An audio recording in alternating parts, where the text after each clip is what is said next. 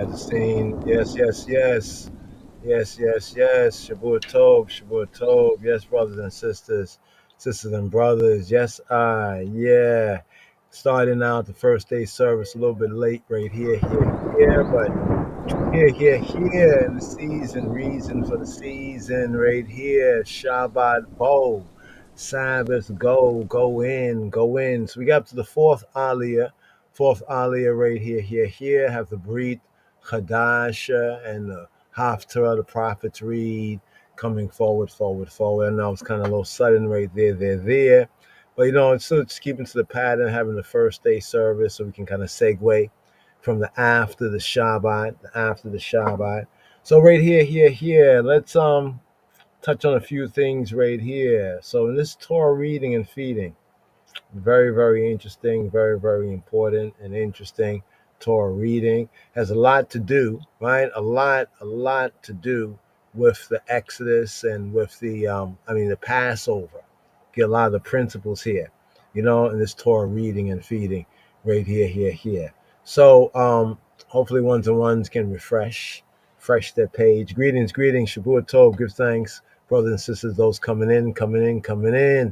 Yes, that refresh. Normally, yes, at the 1 a.m., but we was in that reasonment and just wanted to fulfill that particular reasonment. Hopefully that was helpful, and giving a fuller picture, a clarity, also highlighting certain things that get lost, right? Some things that get lost in translation, right? So here, the basic reading of this Torah reading and feeding here, first day, as the Israelites, the Judahites of old would, after the Shabbat coming together, out of their homes and reasoning, and having the Brit Chadasha, where these reasonings kind of went on after like the Shabbat, after Shabbat came to fulfillment, basically Sunday evening, the first day, came in, evening and morning. So with the eve of Friday, we know that that's the Shabbat time, evening and morning being one day. And then the new day comes in, keeping that Shabbat set apart. And then we come to the eve, gathered together after the Shabbat, the podcast right there. The reasonments. I'd like to actually get into a little bit of scripture study so we can kind of point to some of those areas, and talk about the first day. On the first day. I remember there's one part with Paulos, HaShaliach, the Apostle Paul, Rabbi Shaul, where he's reasoning, right, all through the Sabbath day. He would gather in the local like synagogues, the Yehudi, the Jewish churches, the gathering places, yeah, and how he would reason. Sometimes they would reason all into the night. So when the evening time comes in, when the sunlight goes down, and then they just reason to the morning, and then it kind of segued over to the first day, the first day of the Shavua. That's called Sunday. So this point about Sunday worship, right? Yes, we didn't have the Hebrews, the Israelites, the Yehudi didn't have anything called Sunday worship. And the reason there was no Sunday worship is chiefly because they did not call it Sunday. All right, that's the chief reason right there. I know it might sound like, what? Just because of that? Well, yeah, because that's the main thing. It's the first day. All right. So first day is first day and Sunday is Sunday. Sunday is Sunday and the first day is the first day. All right. But it was the first day. Now, the first day is significant because the first day in the Brit Hadasha, in the New Covenant times, the first day, aka Sunday. Okay, the Gentiles call it Sunday, and so we're in the world, but hopefully we don't be of the world. So that's why we often make reference to like the Sunday or the first day service, because this is what's basically known.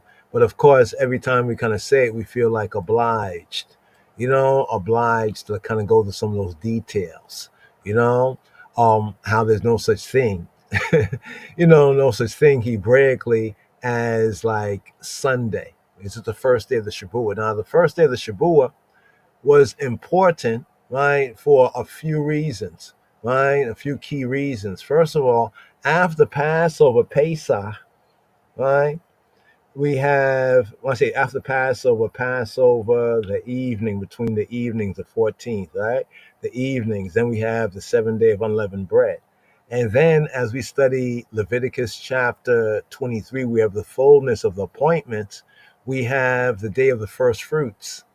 All right. This is the key, the first fruits.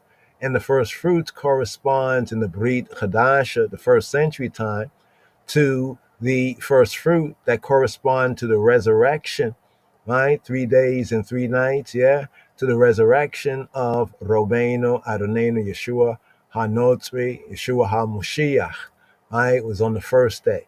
Now that's found in the Gospels. The Gospels definitely bring that out much more, but hopefully we get a chance to kind of like study that, go over that right there. So the first day service. First day is very important in the community. It was very important in the community, especially when we didn't live under, Gentile, or at least heavy Gentile. We still was in the land, even in the first century time.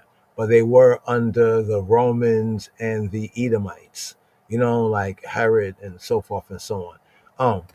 Be that as it may, let's get some of these audibles up there. Just want to get some of the audibles here for the first day service so we can continue right here. But there's a couple of key things. Let's see if we can touch on this until hopefully others come into the gathering. A couple of key things. Now, here's what we pick up with Exodus 11 and 4. Right? Pick up with the fourth aliyah. Now, the fourth reading up offering right here concerns what occurred at midnight. At midnight, I thought it was very interesting. May Yah rest, and bless the soul, of all the martyrs. Thinking of I and I brother K. Becker, aka Von Benjamin. The band was known as Midnight, but often he's referred to as Midnight. And like the power of the songs, the tunes, and the message, and what's provided to the Rastafari family to what did I say, Simon? You say to wake up dormancy, dormancy, yeah. The sleeping, right? And that's what happened at midnight. That's exactly what happened at midnight. So you see on the screen what we're going to pick up right here, the fourth aliyah here, right? Here on the after the Shabbat, here on the first day service, aka among the Gentiles, may be referred to as Sunday service. But here for I and I, the first day service, speaking of the fourth aliyah, right? This is where we pick up. Moshe said, thus saith Yahweh, right? Moses said that thus saith Yahweh, right? About midnight. About when? About midnight, right? The middle of the night, will I go out, right? So Moshe, he said, right, what Yahweh has said, right? And what was that? Say what? About midnight will I go out in the midst of Mitzrayim. Now notice the Mitzray here is the Tawek. That's why to that earlier point when I was going over the K and D notes, even though for the truth and the diligency of the study, like the Hebrew and even the Koine Greek and, the scholarship, the K and D Colin DeLeach, that German scholar right there. Something Matthew said about Ludolf. Ludolf was, and also Dillman, August Dillman, gave these, German scholars some credit because of their due diligence and study. We disagreed about the Big Urbo, that it was referring to the country of Egypt, like in the midst. Some people translate as in the midst. That was from Exodus chapter 10, verse 1. We said the Big Urbo because of how the Big Arab and Big Arabi is used elsewhere, means like in the midst, like to say like in the innermost, like you're saying within you. And since a large part of the narrative here, right, in Exodus, he had the third reading here for the 15th sabbatical study, had to do with the heart of Paro, like kind of weighing his heart, the whole weighing of his heart, and then from our knowledge nowadays of ancient Egypt, it becomes even more and more interesting because, we know that there was these rites and rituals, right? Like the Pert Im Heru.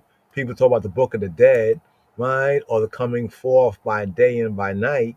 But one thing that hopefully the Kemetic and other scholars bring out clearly, right? That that originally, right, was the rites and rituals, right, that was you say practice, right, by like the royals. You see? So the royals were those who kind of practiced that particular rite and ritual, not the so called, like, the poor people.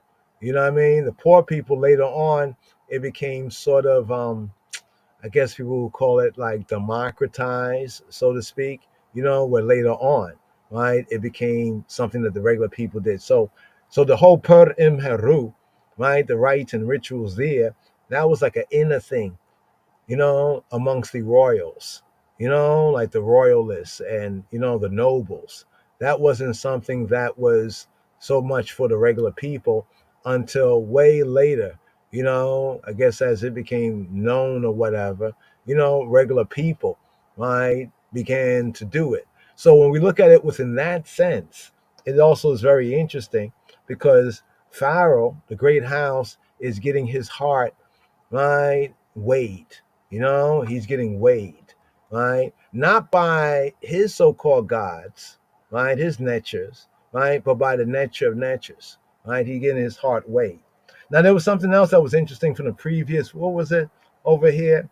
While we give a little bit of time for ones and ones to gather in, touch on a couple of the key points, right, within at least the three aliyot, right? That sometimes when it's playing, we don't want to stop it too much, although sometimes when we go through the some of the audibles of the aliyot, we'll shift to the Hebrew many times to try to bring out a clarity. There's something that is too vague, like within the English, or we've maybe got into fine out or just a spirit prompting, to study a little bit more. There's some very interesting, conclusions, findings. But let's scroll down here, right? Let's scroll down here for a moment, right? Um, Now this verse is interesting here, where Pharaoh's servants had said to him, we're just reviewing until we pick up with the fourth aliyah.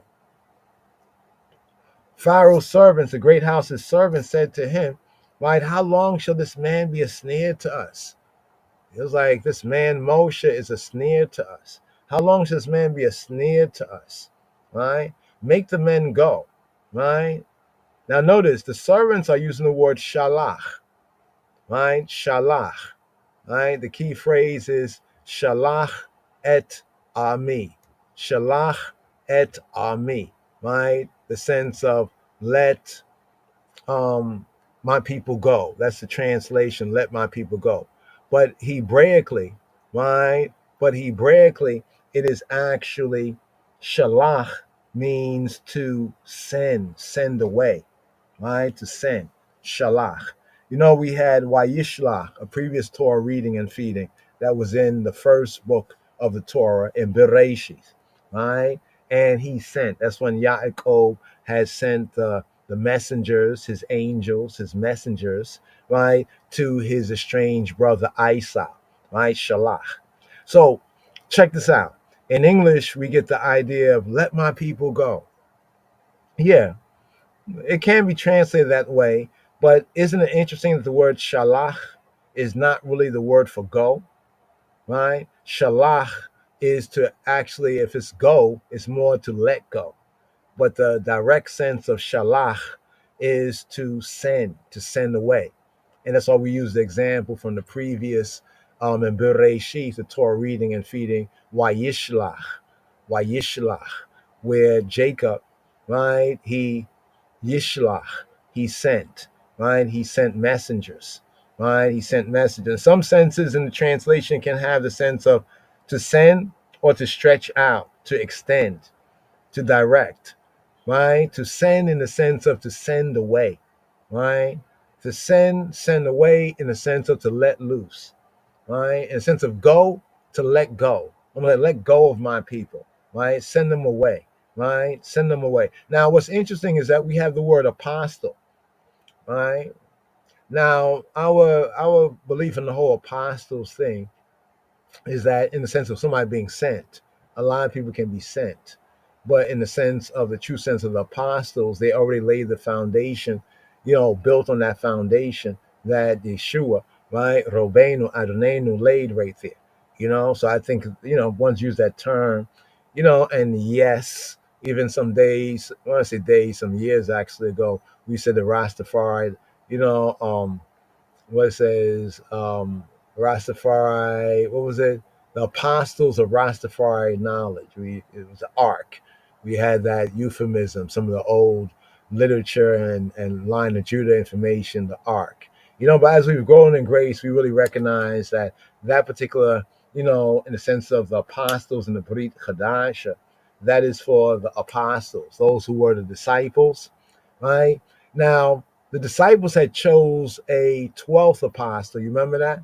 Right? And say, I'm touching on this word because shaliach, right? Shaliach means apostle. And the word apostle from the H7971 in the Hebrew, right, is one and the same with this as a verb in the idea of let my people go. So there's a little bit of clarity on let my people go. What do you mean, chabarim? What's meant by let my people go? Send them away, send them forth, send them away. The interesting thing we notice about this verse that's before us right here, right? It says like dismiss them, right? Send them off, send them away, send them out, send them forth. Send forth my people. Right? There's another way. Send forth my people. Shalach et ami. Dismiss my people. Right? Let them go. Right? Let them shoot forward. Let them go. Right? Send them off. Even in a sense, can be like divorce them. Right? But they're mine. Right? Send them away. So the basic idea of shalach is sent away or sent out or sent forth. So we have the Hebrew sense of the apostles as those who were sent forth. Remember, the apostles chiefly, especially the 11 of them, right? Because one, we say, was not that's about Judas Iscariot. And then we have Peter, Kepha, and the others, they roll the dice. You caught that part in Acts of the Apostles where they rolled the dice. Mm-hmm.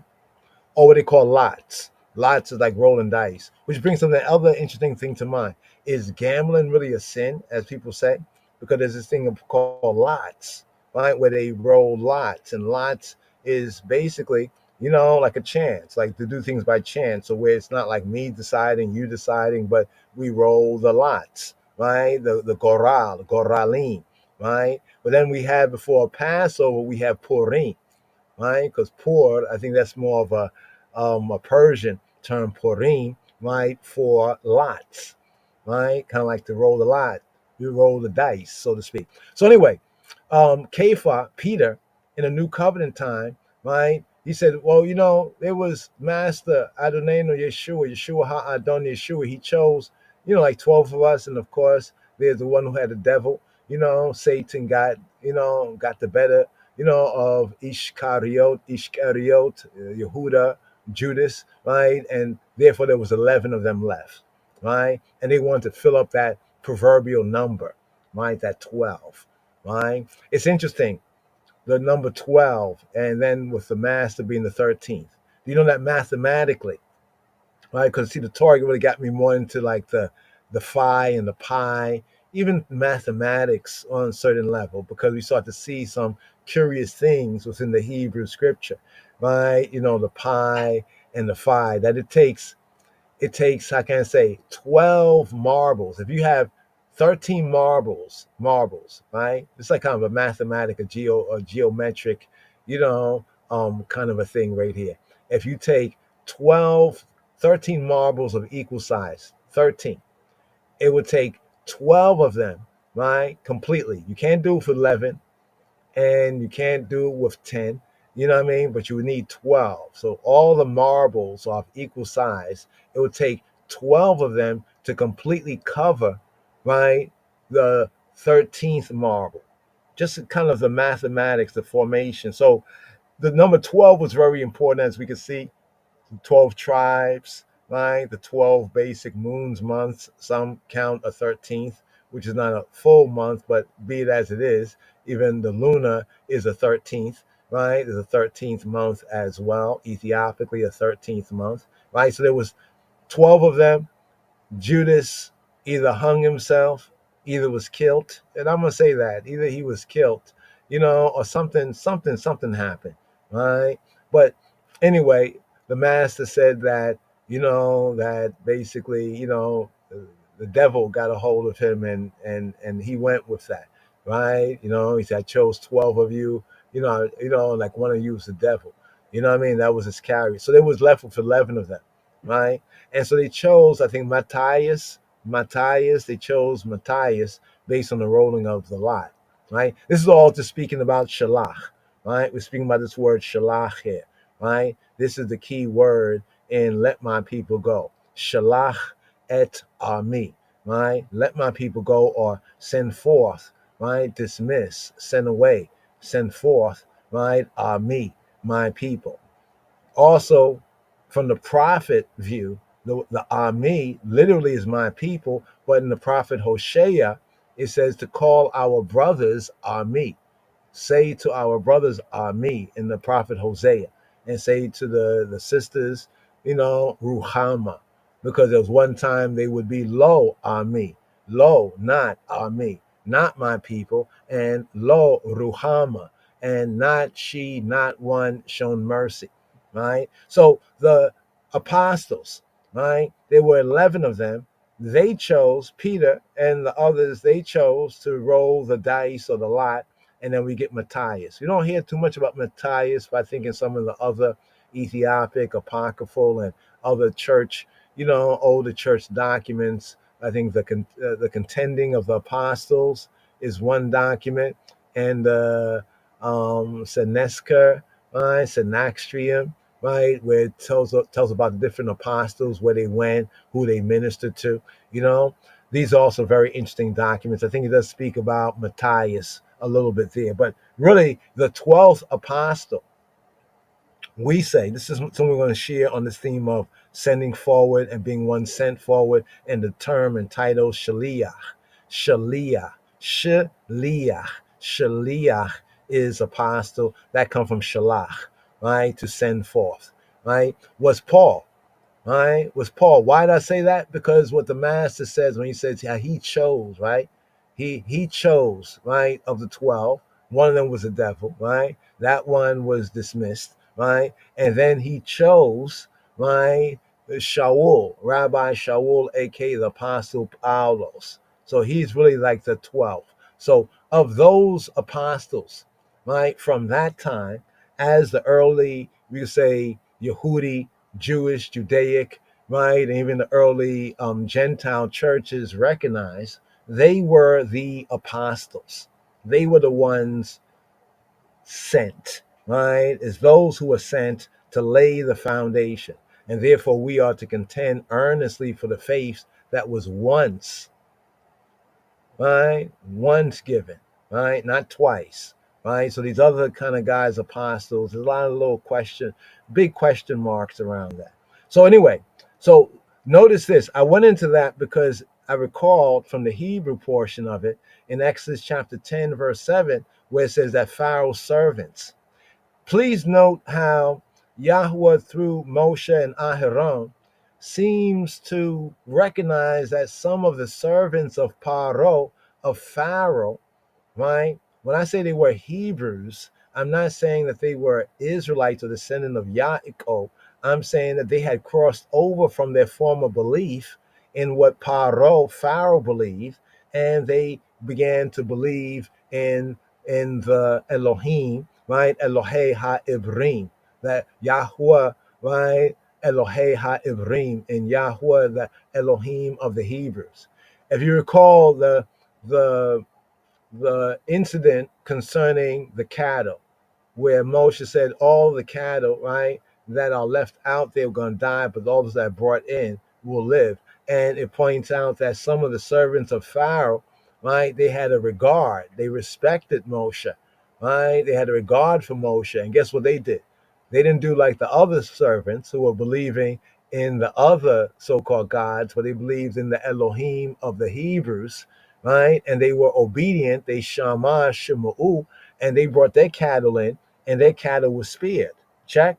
So this is part of that mixed multitude, right? Because already they displayed that their faith was not in the Neteru, right, of Paro, but there was in the nature of natures of the God of gods, and that's Yahweh, the Elohei HaIvrim, and through Moshe, right, the God Moses, and through his prophet Aharon. But this verse here says that Pharaoh's servant said to him, how long shall this man be a snare to us?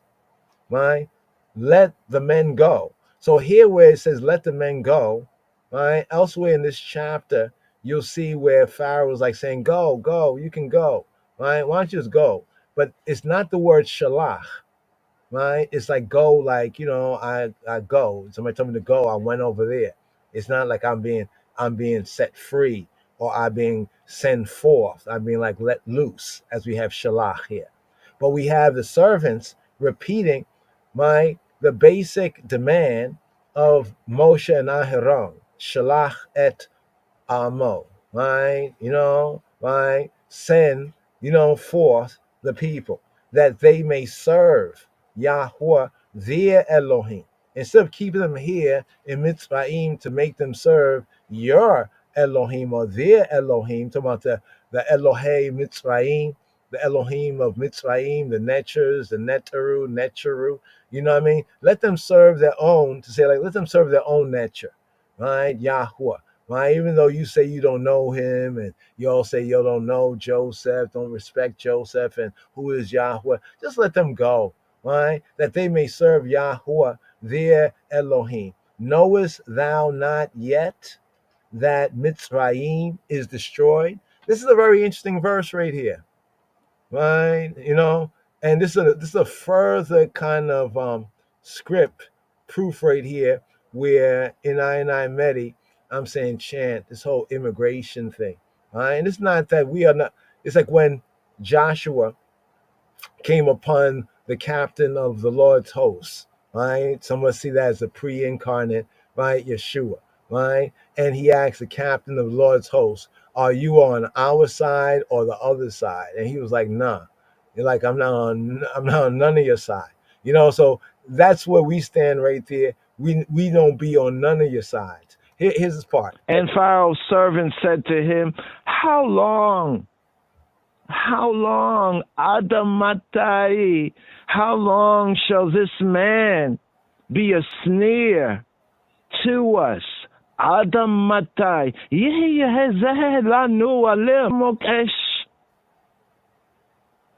Yeah, so right there, that was that part right there. But we notice that when Pharaoh says go, he's using the walk, the go, the yalak sense, right? And only when it comes to the last play, right? Notice, let's prove it right here. And Moshe and Aharon were brought again to Paro. Now notice the word again, right? Shuv, they returned to Paro.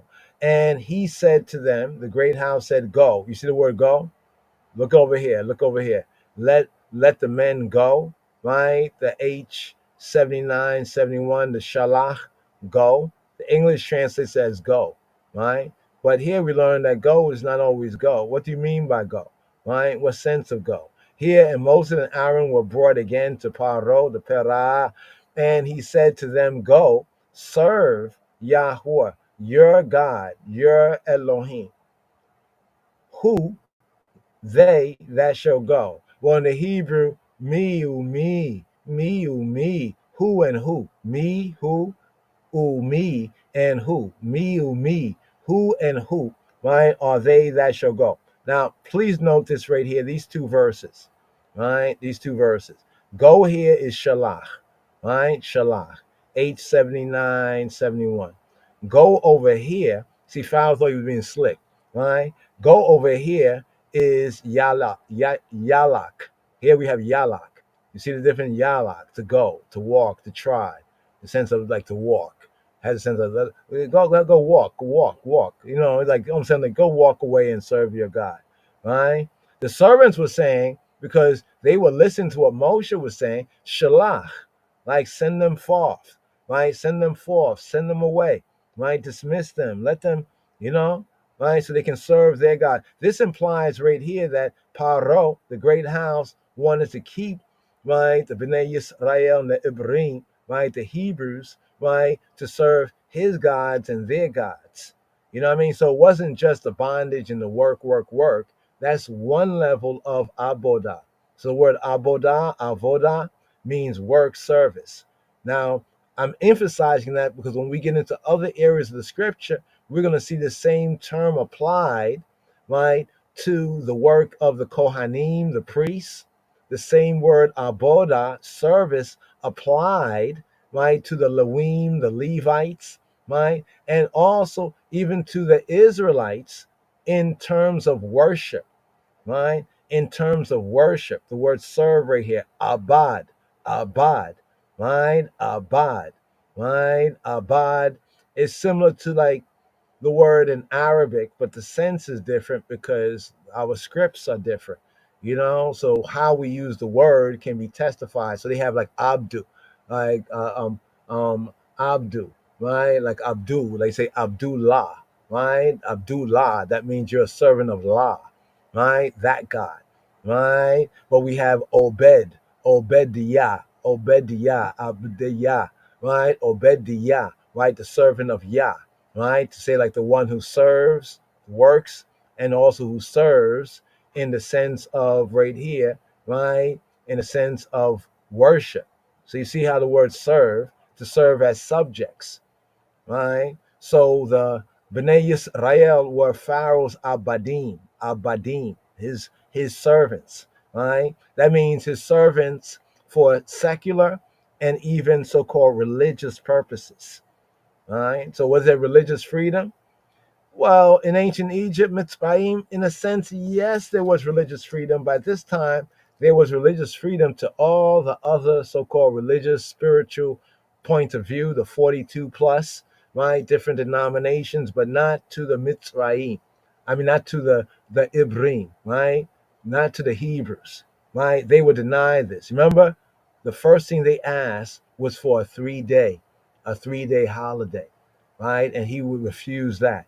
All right. Think about it. When we think about it, it says that, well, if he were to give that, right, then maybe there would have been no Exodus. You know, one might think maybe there would have been no Exodus. But because he was even refused to give that little something, things step up, right? So to serve God, or to serve Elohim, to serve, look, with the Levitical service, the Levitical abodah. So the reason why it's bondage here, as we read through the narrative, is because to the word aboda is added kasha.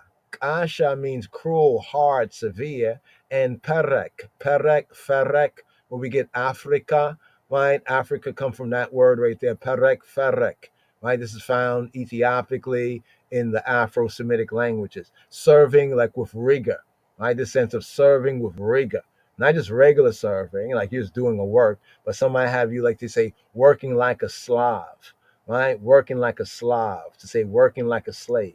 So this word labor, right? Work, right? Work, it can have the regular sense, like it says work in any sense. The implications of serve or till, right? One reason why Adam was chosen because there was no man to work the garden, right? No man to work in the Gan Eden, right? Now, in the coursive sense, to make somebody work for you, right? This is where the idea of enslave, so to speak, comes from. But this word also has to do, as we're mentioning right here, with worship, right? So they were both working in secular terms, and there was also the curtailing of their freeness of worship, right? Because if the Israelites were to worship as their patriarchs did, as Moshe told us earlier, that they would have sacrificed the abomination, right, of the Mitzrayim. It's like, for example, if there are those who they say they are like Hindus, and it's said that the Hindus, right, they venerate the cow. And if our worship had to do where we had to sacrifice cows, not even just one cow, but many cows or bulls, and they venerate this animal, wouldn't that be seen as an abomination to them? As Moshe said, would they not have stoned? They would stone us. So Pharaoh tried to get them to compromise all these times. Please, let's look at the compromises. Schofield Study Bible kind of breaks down the sections well on that right there. Actually, it's very good for study purposes, right? That whole stuff about Schofield and rapture. We don't really see nothing really in that book, the Schofield Study Bible. But some they might.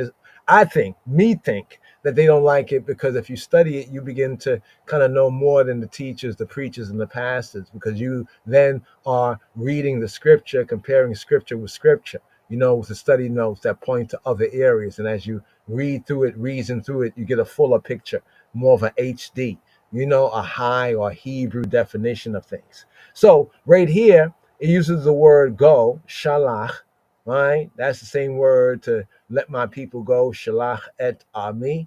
And then over here, Moses and Aaron, they're brought again, right? Return again to Pharaoh, right? And he said to them, go. Now he uses the term yalak. Yalak means to walk. As I said, the slickness, in a sense. Even when he said, well, why you have to go so far in the desert? You could just worship here. Just worship in Egypt. And then Moses said, should we sacrifice the abomination of the Mitzrayim? Would they not stone us? Would they not kill us? You know what I mean? Were they not dead on us for that? You know what I'm saying? So that shows on another level there was not religious so-called freedom. And maybe there were for others, right, who worship one of the 42 different denominations of the ancient Mitzrayim Tawian belief system, but not for the Ivri, not for the Hebrews, not for the Ibrahim, right? And serve, right? Now he does say serve, abad, no doubt pointing to the religious spiritual sense, right, of the Hebrew faith, your Elohim. Then he asks this question. Now, after he says that, he could say, all right, just go, right? It's not the term shalach, send them forth. So there's a reason why shalach is the let my people go, right? Dismiss them, right? Release them from their work, from their labor, from all of that. Like I'm going to clear the slate. He's like to saying, just go ahead, go over there, walk over there, serve, and basically come back is the sense here. But he asks then, who and who shall go? Right? Is this TMI? Who and who shall go? Now, Moses said we will go with, look what he says, our young, our old, our sons, our daughters, our flock, our herd. He says, we will go for we must hold a what? We must hold a chag, right? Chagag, right? Chag, a feast, a festival, right? La Yahuwah, to he who be, we be. And he said to them, right? I know that Pharaoh is trying to be really political, diplomatic. He's being diplomatic here, right? The great house. He says, let Yahuwah be so with you. Oh, isn't that so wonderful? He's beginning to understand, right? No. As I will let you go. Now, he says here, now he says shalach. You see the difference of the go? You see the difference of the go right there? I will let you go, right?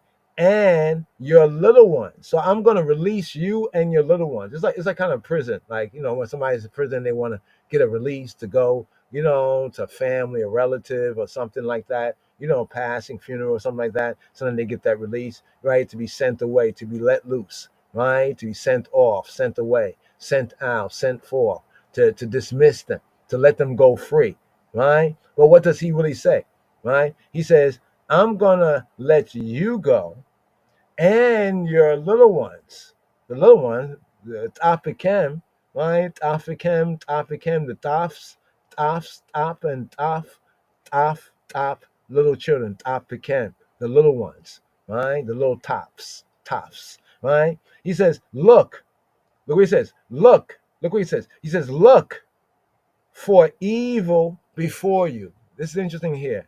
Let's look at the Hebrew here. Is there any connection with ancient times? Hear the verse. Wayomera lehem, and he said to them, Yehi, let it be. Yehi, Cain, Yehi, Cain, right? Let it be Cain. So, let it be so, right? Yehi, Cain, Yahuwah, Imakem. Like we say, Immanuel, El is with us. Here he's saying, let it be so. Yehi, Ken, Yahuwah, Imakem.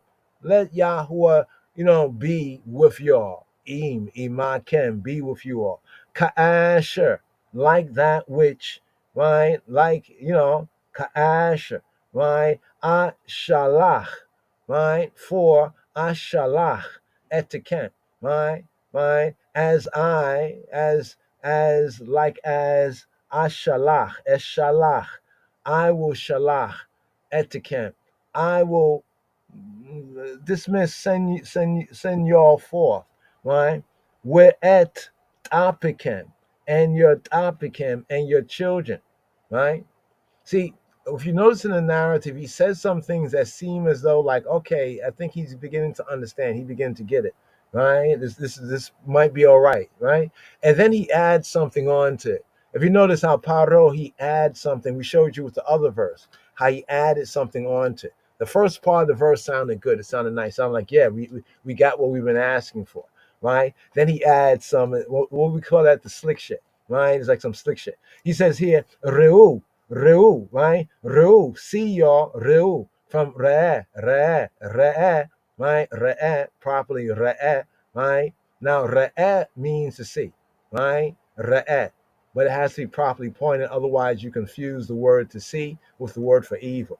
There's Re, and there's Ra'a, Re, and Ra'a.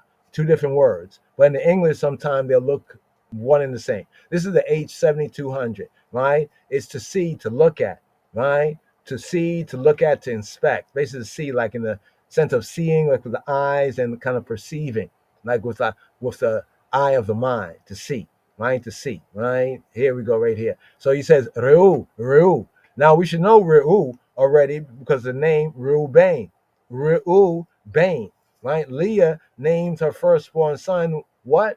Right? Reu, see y'all. Y'all see. Reu, see y'all. Like see. You know what I'm saying? See. Speaking to all of y'all. See y'all. Right? Reu, right? And then, because he was a son, Reuben, right? Behold the son. Right? That was basically like her claim to say that she is like the wife. Like, and Jacob is, Jacob is hers, so to speak. But she named her son Reuben. But here Pharaoh says, Reu, see y'all, right? Key, that, because, ra'ah. So this phrase here is Reu, ki ra'ah. Reu, ki ra'ah. Right? Now notice this right here. Right? This, you see the Hebrew, you see the transliteration, right? This is properly re'eh, re'eh, re'eh, re'eh, re'eh, re'eh. This here is ra'ah, ra'ah, right? It looks the same in the transliteration, but it's one letter that makes the difference. The one letter that makes the difference is the ayin. It's that letter in the center, the ayin, right? The ra'ah, ra, right? Ra, right? Basically, what is ra'ah, right? Ra is bad, evil.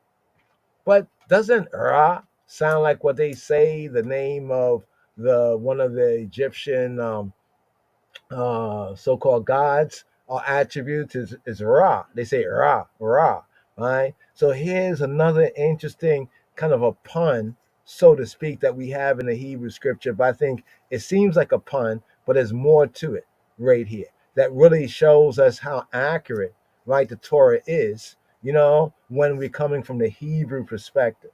Because, like in the English, they use the word go, but the go might not be the same word as go over here. It uses the word man, right? Sometimes man is Adam, but sometimes man is Enosh, mortal man. Sometimes man is Ish, higher man. Sometimes man is Geber, right? Geber, which is a mighty man, like a warrior man, right? But a man that can do work, man.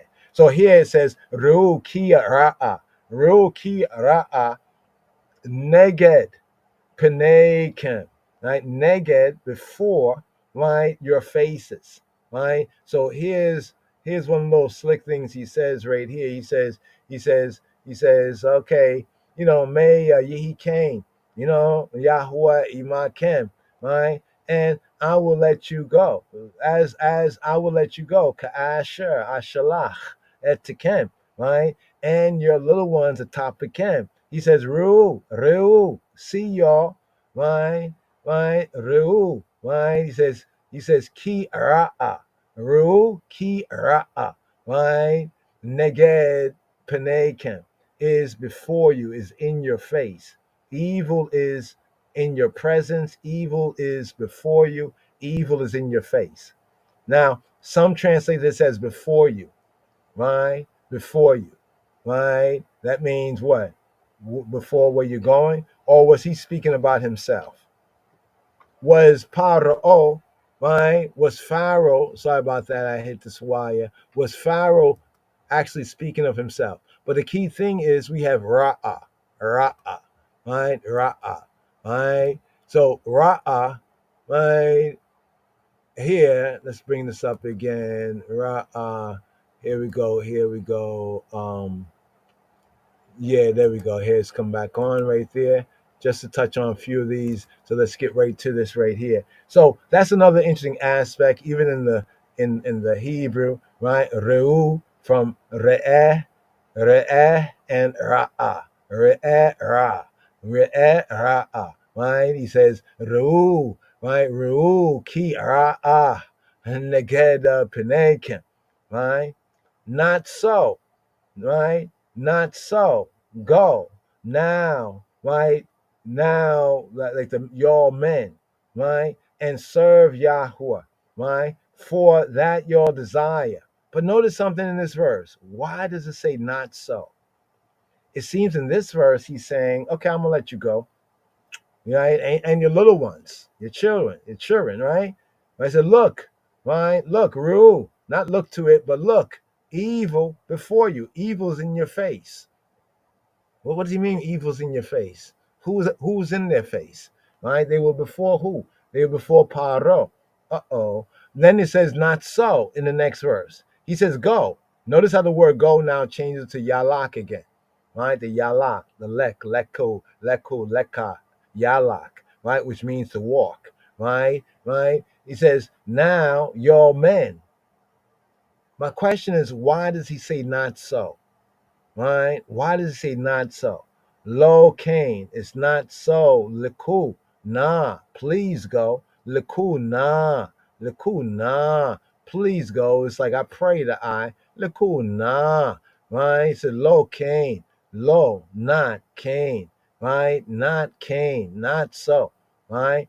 This also in Hebrew has a sense of it's like an affirmative, it's like a response, an assent, like when you assent somebody with reasoning and you say a good point, I agree with you. Cain, Cain, Cain. If I say low Cain, that's not true. It's not right. It's not correct. Low Cain, like not true. Or Cain, Cain, it is true. Here he says low Cain. That's what we have in the English, not so. What is he saying not so to? Right? It's not so that evil is before them, right? That Pharaoh is before them, therefore evil is before them. Ra, Ra is before them. I mean, what do you mean by this? Not so that he's going to let them go, like, and send them. They can do what he said that they can do. Is he change his mind? Is he double minded? Right? He says, Lo kain lekua na ha gibarim. He says here now, before he says the men, now he says the Gebers can go, Gibarim, the men, the strong men, the warriors with ability to fight, the sense of the Geber, a man who has ability to fight or to farm, like a strong man, like Ha Gibarim, right? Where Ibdu et Yahuwah, and serve your, right? Abad, right? Serve your Ibdu, right? Et Yahuwah Kia, right? Kia ota, right? Ota, for that is like what you like, right? Atem, ki ota atema mebakashim. That's what your bakash, or your bakash. Isn't that what you desire, what you're seeking, right? You know, waya garesha otam, why garesh, and he garashed them, he drove them out. So in other words, it's for driving out, expelled them. He cast them out. Like, get out of my face, right? Why garesho tama meeta pene faro. He cast them out from the White House. I mean, from the Great House. Right? He kicked them out of the Great House, right? From their presence. Right? Okay. So now they're about to get the locusts, right? They're about to get the locusts, right? And the locusts cover the eye of the land. It says face there, but it's the word eye, eyeing. So the locusts cover the eye of the land, right? The eye of the whole earth, right? When I think of that, I think about the dollar bill, $1 bill with the eye above the pyramid, right? The face covers the eye, right? The eyeing, the eye of the land, so that the land was darkened. Actually, that symbol is in the scripture. It actually describes the same symbol on the back of the dollar, in the prophets. We'll touch on that. But here, so that the land was darkened, and they did eat every herb. The Iseb is the herb, the green, right? This is what the locust did, right? They just ate up everything, right? And then Pharaoh calls for Moshe and Aaron in haste, right? In haste. He hastened to call. He was anxious, right? And he says, Paro says he has sinned. He is acknowledging sin. You know what I mean? This is very interesting for a Tawian. The Tawians had a different idea about chet or sin. All right, they really don't. That's why you have the 42 negative confessions. Right, right. It's just saying I have not done anything. I've done everything wonderful. I've done everything right. Right, in order to fool their afterlife gods and get into their paradise. But here he says to Moshe, right, I have sinned against Yahweh, your Elohim, and against you. Check. So see the connection, Yahweh, the Elohim, and against you, against the God, and against, you say, the prophet, right? Now, therefore, right, forgive. Now he asks, Sunnah, forgive. Interesting thing about the word forgive is from Nasa. Once again, Nasa does not mean to deceive like those fake, false, illiterate to the real biblical Hebrew people putting those things out there. It's nasha. Nasha means to deceive, well, beguile. Nasa means to lift, to carry, to take up. But in the sense, right, nasa means to forgive, right? Like guiltiness rests on a person's consciousness. It's heavy load, like, guilt. It's like a weight, right? To lift up. When Yahweh forgives, he lifts up that weight, right? I pray to my sin, right? But notice what he says, only this once, pa'am, only this once. Here he says to entreat atar, right? Atar. But the word to entreat, right, means to burn incense, to burn incense in worship, right? The sense of interceding was interceding for one via by way of burning incense in the form of worship, right? So when that word entreat is not just say something, but it's to burn the incense and say something, right? And entreat Yahweh your Elohim that he may take from me this death. What? This death only, right? This death only, right? Like I said, in the context of what they believe, based on the Purut Im Haru, based on, the book of coming forth by day and by night, and all these negative confessions of Nebseni, that everybody else just will repeat. A next man made these confessions that he had not done it, but that was a way, I guess, to fool their gods. But they could not fool the God of gods and nature of nature, right? And he went out from Paro, and he did what? And he entreated, the same word, atar, right? Burn incense and worship and interceded, right? For Paro, right? And Yahweh turned a mighty strong west wind, right? And this is what took the locusts away, right? From all their coasts right here. And Yahweh did what? Chazak. What's Chazak? It says hardened. He strengthened, he encouraged Pharaoh's heart, right? Pharaoh's thought, his center, his mind, so that he would not let the B'nai Yisrael go, right? So Yahweh said, right? It's almost like in the Meshkanet scenes, the scales and the Pert Imheru is like Anpu has his finger on the fulcrum, right? Or his finger on the chain of the plate, right? On the scale, right? Has his finger on the scale. Stretch out thine hand toward Shemayim, that there may be darkness, right? Even darkness, right? That can be mashash, that can be felt, perceived, right? Darkness that can be felt, right? So we scroll down here, of course, here the 3 days, there was light among the children of Israel, right? And right here, now notice, we're back to the same old thing right here in verse 24, 10:24, right? Pharaoh called to Moshe and said, go. All right. Which go is he saying? Shalach? Is he finally saying Shalach? Notice he has said, I will let you go. And then he says, Locain, not so.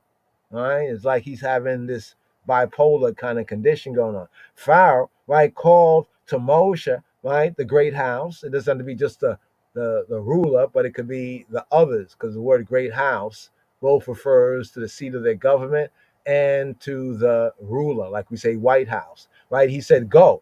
Which go, he said? He said, Yalak, go, walk and serve Yahweh, right? Only let your flocks and your herds be stayed. Pause. He asks, who and who? Me or me? Who and who is going to go? Now he's saying that they had to yatzag. They had to yatzag. They had to, to stop, to stay, to detain, right? Yatzag. They had to detain, to place, get the word? To place permanently, right? Place permanently their flocks and their herds. Remember Moshe? Moshe said, we're gonna take our flock, our herd, everything, because we don't know what we got to sacrifice to Yahweh. We only know when we get there, right? And then Pharaoh says, okay, well, who and who is going with you, right? And you know what I mean? And then he flip flops, right? So now notice this. Now he comes around after the locust and the darkness incident, right? He says, serve Yahweh, only let your flocks. Now he's putting these conditions. He's saying, you can go and do what you ask, but leave your cattle. It's not like somebody says, well, you can go on vacation, but leave your money. You know what I mean? Leave your money in the bank. Leave your wallet at home, so to speak. You know what I'm saying? Let your little ones also go with you. See, at first he said your little ones and y'all and your little ones can go.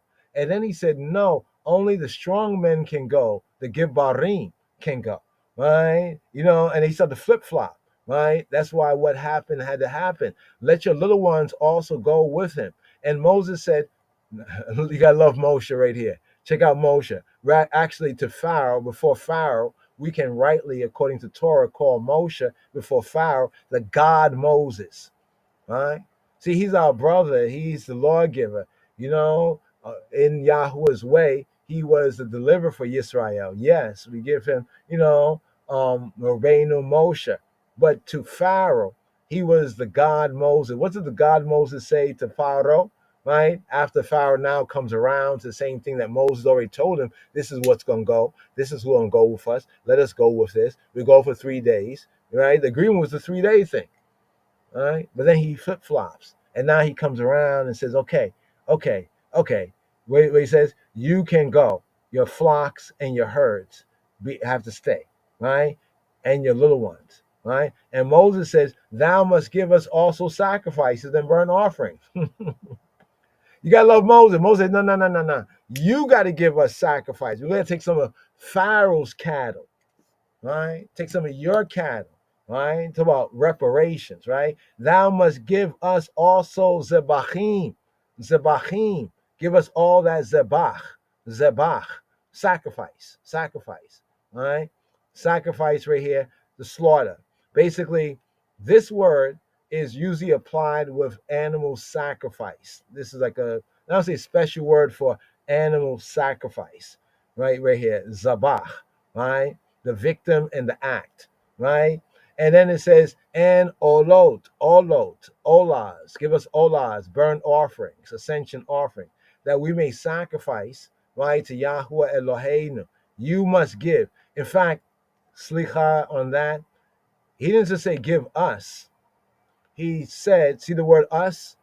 The word us there, the H3027, that's the word yad.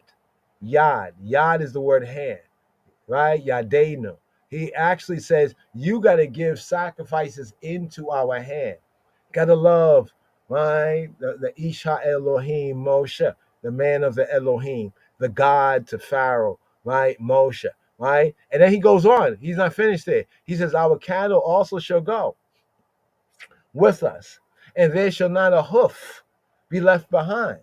So Moses makes this plain to Paro. Listen, you slick Willie, right? This is what it is. For thereof we must take all of that to serve Yahweh Eloheinu. Notice how you're saying that Yahweh is our Elohim, right? In the Mitzrayim terms, is our nature. In fact, Moses testifying in Aaron that he is the nature of nature. He's the real God of gods. And we know not with what we must serve Yahweh. We don't know, right? Until we come thither, right? Right? And that's the bow there. The word come there, bow. Until we enter into that place and enter into the worship with our God, then we'll get to know. He'll let us know what it is. But, right, Yahweh did what? Right, he hardened. Again, the word chazak. Chazak is not so much hardened, but is strengthened and encouraged Pharaoh's heart in his bad mind endeavor. And what? He would not let them go. And Paro said to him, right, get thee from me. Uh-oh, uh-oh. Get thee from me. Take heed to thyself. Check yourself, Moshe. Right? He's saying, check yourself. See my face no more. See my face. Little pun here. The word no more is yasaf, right? The root, like in Yosef. Yasaf means to add, to increase, to do again, or to do more, right? Right? See my face no more. For in day thou seest my face. Talmud. He says Talmud, Talmud. You're going to be deaded on, right? You're going to be mooted on. You're going to be mooted on. You're going to die. It says die, kill, execute. But the more proper is to die, right? That's how we interpret it, as to be deaded on, right? For in the day that thou seest my face, you shall be deaded on, right? It's like you tell Moshe it's on sight, right? He said Moshe is on sight, right? Because Moses saw through his slick, right? Remember what Moses was saying was not just before the ruler, but the whole court. And remember that some of them, not many, maybe a few, but some of them, the Mitzrayim, was coming, crossing over to the Hebrew side of the street. Moshe said, thou hast spoken well. He said, Moshe said, you spoke well, right? Cain, you spoke well.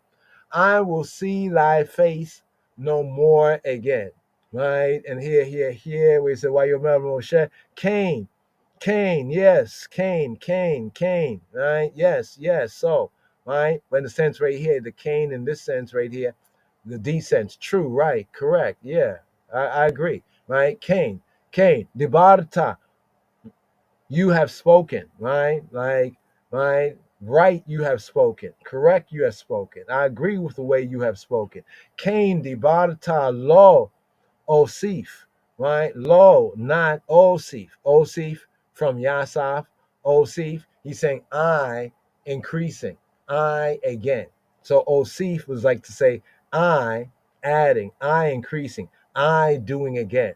Osif. Lo osif od, continuing, right?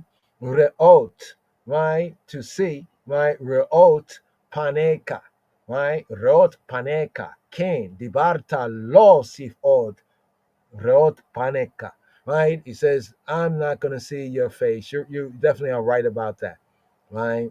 So right here, right? We come to chapter 11, right? For the continuity purpose. Yahweh said to Moshe, yet will I bring one nega. I'm gonna bring one more nega, right? Nega. We're not cursing, right? Well, this is a plague, but this is the word nega. What is nega? The H5061 nega. Nega, stroke, plague, mark, disease, spot, right? Like leprosy, right? But it can be specifically, but basically it's a stroke. Nega. Actually, nega or nega, right? Nega. You know how we say in English, sometimes we or others might say nigga. You know how that deep part of the ga, we make that part, the ga becomes really deep, nigga. Well, actually, in the Hebrew, we have a letter for that. And when the letter is here, it'll be said one in the same way, nigga. Not gur, but ga, nigga, right? You see right there, nega, right? That means stroke, plague, right? Can be a disease, a mark, a plague spot, but literally it means a stroke in the sense of a wound, right? A stroke, whether metaphorical, right? Metaphorical of disease. When the word nega is used in Leviticus, it's used of the mark or the spot of what they call skin disease or what translates as leprosy. But literally, it's a blow. It's a blow, an infliction.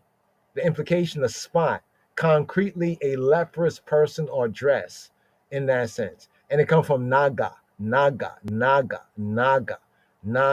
People be talking about, oh, there's the naga of India, and that's the snake and the snake and the snake, the shineke, right? But here we have naga. What does naga mean? Naga means to touch, to reach, but it's to touch in the sense of to strike. It can mean to touch, it can mean to strike, it can mean to reach to, but it also can mean to stricken. Right? Simply put right here, let's scroll down here to Strong's. Right? Strong's sums it up. When you're familiar with the scripture, you recall, okay, in that context there, the spirit there, the primitive root of naga, naga, means to, properly to touch. That's to lay the hand upon. So if you lay your hand upon, someone like, that's a light touch. That's a naga, right? For any purpose. It can be benign or it can be otherwise, right? In a euphemistic sense, naga, right? As a euphemism in Hebrew, right? It means to lay with a woman, right? Lay sexually with a woman is naga. So let's go back here, right? It means to touch, right? It means to strike, right? To reach to, right? As a euphemism, naga, to lay with a woman. Now, in English, we use another word sometimes. That word can be used in a sexual sense and it can be used in a violent sense. It's like the F word. It's almost like the F word in this relation, right? On that level, to strike, to uck somebody, right? By implication, to reach, right? Figuratively, to arrive or acquire in another sense. But the sense here of the nega, right? The one more play, the one more nigga, right? Violently to strike, right? In a violent sense to strike. And in this sense with paro and mitzrayim is to punish, to defeat, right? To defeat. The other ones had already defeated, but this is here it is. So he says one more nega, right? Upon paro. And the great house, and so upon the government, Pharaoh, and upon Mitzrayim. Afterward, he will let you go. He will shalach. He will send you forth, right? Hence, from here. When he shall let go. When I let go. What's that song that when I let go? We need to do a mix for that, right? For like the Pharaoh and the Exodus for Pesach. When I let go. And Pharaoh said, when I let go, right? And he shall let go, right? He shall surely thrust you out, right? Garash. Remember, the word garage was the same root word that was used when Pharaoh got, like had enough of going back and forth with motion, said, and he drove them out of his presence, right? And he shall drive you out hence altogether, right? Kala, completely, kala, right? As Moshe said, kula, right? It is finished, right? He shall thrust you out hence. It says altogether, but he shall thrust you out like, yeah, altogether completely. Then it says, speak in the ears, this part here, the word borrow, false translation, borrow, sha'al mean to ask, right? They try to stick in the word borrow to justify their kind of mistranslation, right? Now you can ask somebody, I can ask you for something. Can you give me this? If you give me this, I will give this back to you. Like basically I could ask as a borrow, but then I could also ask just to ask you for something, right? To inquire, to request. By extension, see what it says by extension, right? To demand, right? To demand, right? That's the root part of the meaning. The italicized words there in Strong's definition, to inquire, to request, demand, right? So Moses, right, here is saying to the people, he was telling the people what Yahweh told him to speak in the ears of the people, right? Let every man ask of his Raya, right? And every woman of her neighbor, her companion, jewels of silver and jewels of gold. You got any silver and gold? Yeah, give it to me, right? Basically, give it to me, right? So it wasn't like it's a kind of like people say, oh, they robbed Egypt. No, if you come to somebody and say, give me your money. You didn't have a gun, a knife. You didn't threaten them. Like, give me, and they just give you the money. So right here, Yahweh gave the people what? It says chen, not chen, but chen. He gave them favor, grace, right? He gave them charisma. This can mean charisma in a sense too, right? He gave them grace, favor, right? In the sight of the Egyptians, in the what? The eye, in the eye of the Egyptians, right? Eye, right? Here, let's go over here. Ain, down there, Ain, right? Of the Mitzrayim. Moreover, the man Moshe, right, was very great in the land of Mitzrayim. In the sight, right? In the what? In the Ain, in the eye, right? In the eye of Pharaoh. So think about that dollar bill sign, the $1 bill, the half completed pyramid, and the eye above it. Check. In the sight is actually in the eye of Paro, in the eye of Pharaoh's servants, right? And in the sight of Ha'am, and in the sight of the people. Now, here, that brings us to what happened, right, about midnight, right? What happened about midnight? So here, Shema Yisrael, here. And here, Shema Yisrael, here, Gevir, O Yisrael, here for the Ravi'i, here for the Rabi'i, the fourth Aliyah, the fourth up offering up here for this Shabbat bow, Sabbath go. Here from the Sefer Shemot. Here picking up with the second book of Moshe, the Hebrew book called Exodus. Exodus chapter 11, here at verse 4 for the Revi'i, here for the fourth Aliyah. Vayomer Moshe, Ko Hamari Yehovah, Ka Chitzota Halayla, Ani Yotzeya Betoka Mitzrayim. And Moshe said thus, like this, saith Yahweh, saith Jehovah, about midnight, will I go out into the midst of Mitzrayim, into the midst of Egypt.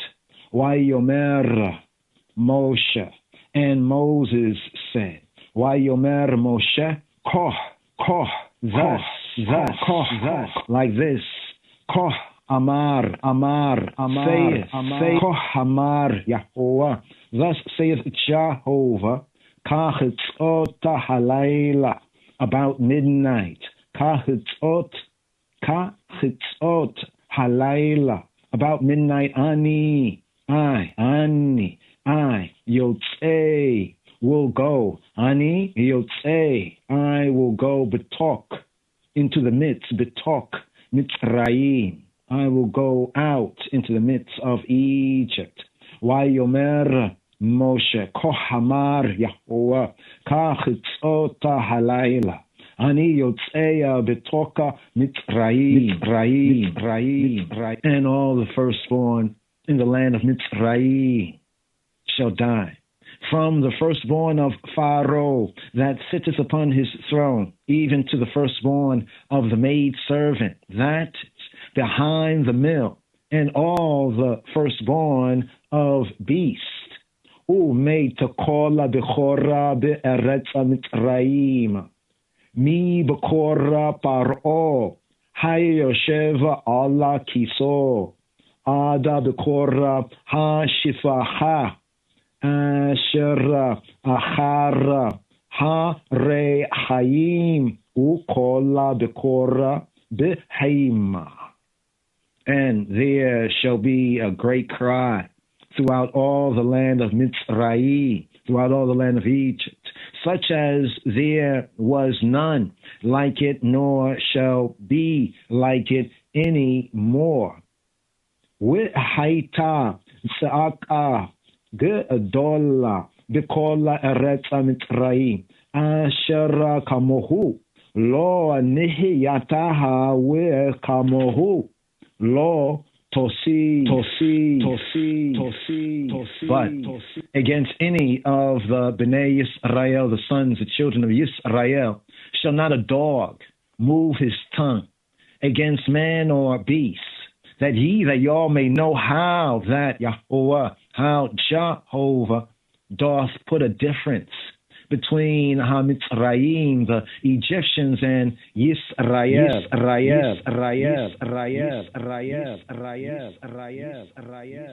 Ulekola b'nei Yisrael lo yachirat kalev Rishono, Meisha Wa'ada Behema, Ma'ana Teduna Shara Yafleh Yoa Baina Mitraim Uvene Israel.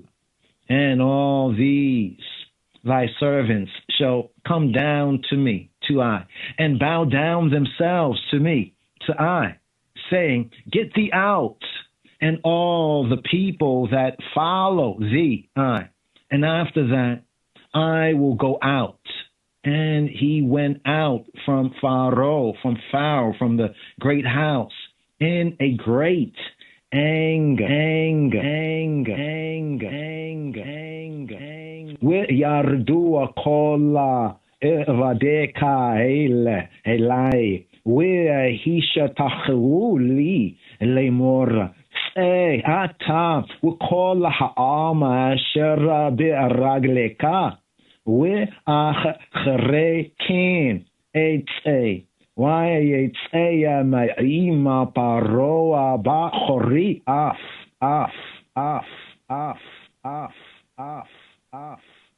And Yahweh Jehovah said to Moses, Pharaoh shall not hearken to you, that my wonders may be multiplied in the land of Mitzrayim, in the land of Egypt. Vayomeri Yehovah el Moshe lo yishma'a elechem paro lima'ana revota moftaya be'ereta Mitzrayim. And Moshe and Aharon, Moses and Aaron, did all these wonders before Pharaoh. And Yahweh and Jehovah hardened Pharaoh's heart, so that he would not let the Bnei Yisrael send the children, the sons of Yisrael, to go out of his land. Moshe ואהרון עשו את כל המופתים האלה לפני פרעה. והיה חזק יהוה את לב פרעה, ולא שלח את בני ישראל מארצו. And here, Shema Yisrael, here, give here. Second book of Moshe, Hebrew book that is called Exodus chapter 12. The contest with Pharaoh, parenthesis, the Passover, Ha-Pesach. And Yahweh Jehovah spake to Moshe and Aharon in the land of Mitzrayim, saying, This month, this moon shall be to you the beginning of months of moons. It shall be the first moon, the first month of the year to you. Vayomeri Yehovah el Moshe ve'el Aharon be'eretz Mitzrayim lemor. And Jehovah spoke to Moshe and to Aaron in the land be'eretz Mitzrayim lemor, saying, Ha chodesha hazeh lachem rosh chadashim rishon hu lachem lehadshei hashana. This month, this moon, ha chodesh hazeh, this new moon, this new month, ha chodesh hazeh lachem, shall be to you all, rosh chadashim, the head, the rosh, the ras of the chadashim, of the new moons, the new months. Rosh chadashim rishonohu. It shall be the first moon, the first month, rishon hu lachem, to you all. Le chadshei hashana.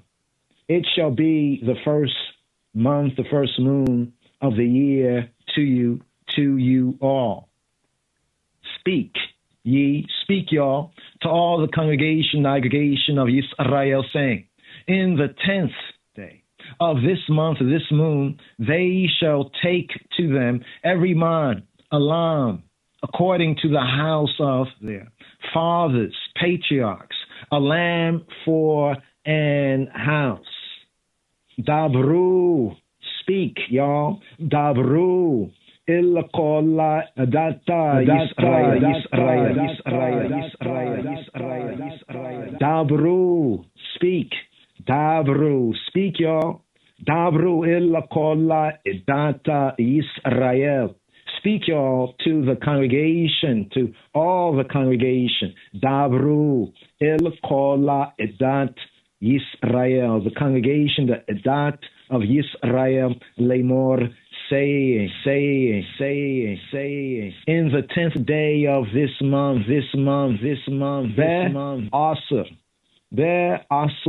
Be'asr la chodesha hazeh, וייקחו להם האישה לביתה אבותה Bayit. In the 10th day of this month, they shall take to them every man a lamb according to their father's houses. A lamb for a household. And if the household be too little for the lamb, let him make him and his neighbor next to Beito, his house, take according to the number of the souls. Every man according to his eating shall make your account for the lamb. Your lamb shall be without blemish, a male of the first year. Ye all shall take out from the sheep or from the goats. And ye all shall keep it up until the 14th day of the same month, the same moon. And the whole assembly of the congregation of Israel shall kill it in the evening. And they shall take of the blood and strike on the two side posts and on the upper doorposts of the houses, wherein they shall eat it.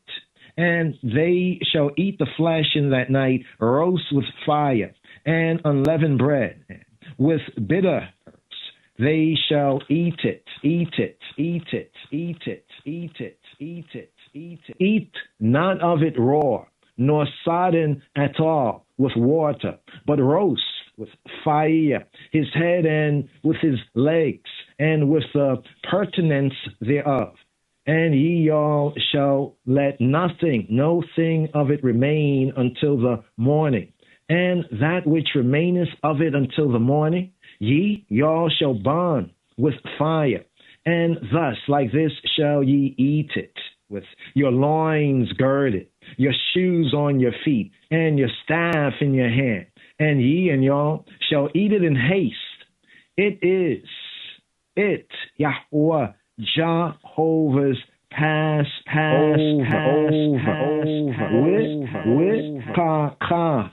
Vikaka toka lu oto mat nekem chegorim na elekem beragelechem uamak elachem biyedkem wa ekaltem oto bechipazon Pesach la Yahweh Pesach hu La Yahweh. It is Jehovah's Passover. Pesach hu La Yahweh. He is Jehovah's Passover. Redemption, typical. First item, by blood. Verse 12. For I will pass through the land of Mitzrayim, the land of Egypt, this night, and will smite all the firstborn in the land of Mitzrayim, both man and beast, and against all the gods of Mitzrayim, of Egypt. I will execute judgment. I be he who he be. With avarti, and I will pass. For I will go through, I will pass over through. With avartia, for I will pass through the land of Mitzrayim in this night. With avartia, Mitzrayim balayla hazeh. Where he ketia kola bechora be'eretz Mitzrayim. Me Adam with Allah Behema. and will smite all the firstborn in the land of Mitzrayim, both man and beast. May Adam from man with Ad and to Behema and to beast. Uv'kol Elohei Mitzrayim E'iseh Shifati Ani Hoa, and against all the Elohim of Mitzrayim. Uv'kol Elohei Mitzrayim E'iseh Shifati, I will execute, I will do judgments. E'iseh Shifati, I will do judgments. Ani Hoa, I be Jehovah. And the blood shall be to you for a token upon the houses where y'all. And when I see the blood, I will pass over you, and the plague shall not be upon you to destroy you. When I smite the land of Mitzrayim with Haya Hadam, and shall be Hadam, the blood, with Haya Hadama Lachem, and the blood shall be to you all. Wahaya Hadama Lachem Le'ota Allah Bati shall be to you for a token. Le'ota Allah Bati upon the houses. Upon the houses Asher Ratem Sham, upon the houses where y'all are. Asher Atem Sham, with Raiti Eta Hadam, and when I see the blood, with Raiti Eta Hadam, and when I see the blood, Ua Farasachiti Lechem, when I see the blood, I will pass over you. With Raiti Eta Hadam, Ua Farasachiti Lechem.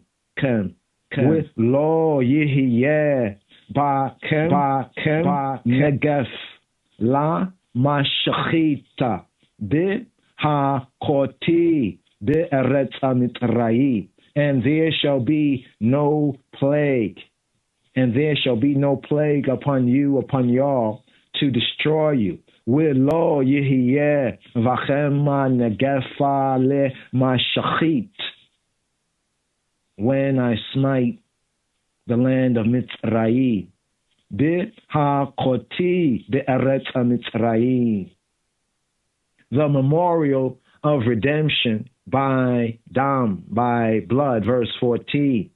And this day shall be to y'all for a memorial, and ye all shall keep it a feast like Yahweh to Jehovah throughout your generations. Ye y'all shall keep it a feast by an ordinance forever, for ever. 7 days shall ye y'all eat unleavened bread. Even the first day ye y'all shall put away leaven out of your houses. For whosoever eateth leavened bread from the first day until the 7th day, that soul shall be cut off from Yisrael. And in the first day there shall be an holy and Isla convocation, an Isla set apart, outcalled gathering. And in the 7th day there shall be an island holy convocation, outcalled, set apart, assembly to you all, to y'all. No manner of work shall be done in them, save, except that which every man must eat. Only may be done. That only may be done of you. That only may be done of y'all. Vayom harishon mikra kodesh, and in the first day, bayom harishon, and in the rishon, and in the first day, there shall be to you an Isla vacation. Uvayom harishona mikra kodesh, shall be a mikra kodesh,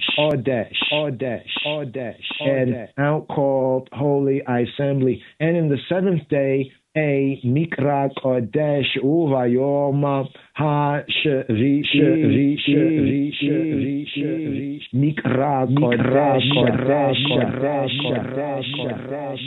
Yihye Lachem Kola Mi'laka Lo Ya Ase Vahem Akashara Ya Akela Likol Nefeshahu Libado Ya Ase Lakem. No manner of work shall be done in them, save that which every man must eat. That only may be done by you, and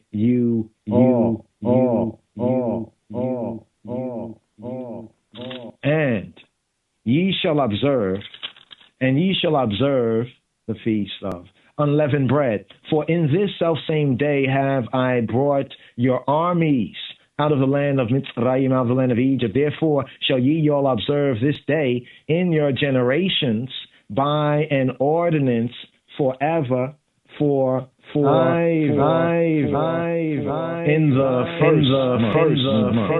the first, on the 14th day of the month of the moon at evening, y'all shall eat unleavened bread until the 21st day of the moon of the month at even. 7 days shall there be no leaven found in your houses. For whosoever eateth that which is leavened, even that soul shall be cut off from the congregation, the aggregation, Yisrael, whether he be a stranger or born in the land.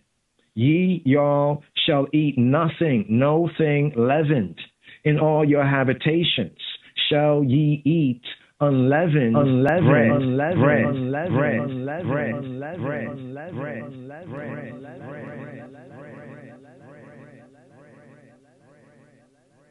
Yes. Shema Yisrael. Right there. That was the fourth aliyah.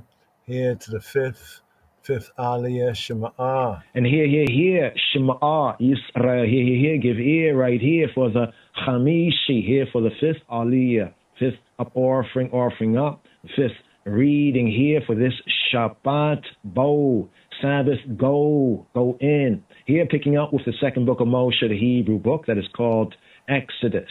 Exodus chapter 12, here at verse 21, here for the Chamishi aliyah, here for the fifth up offering, fifth reading, here. Shema Yisrael, give ear.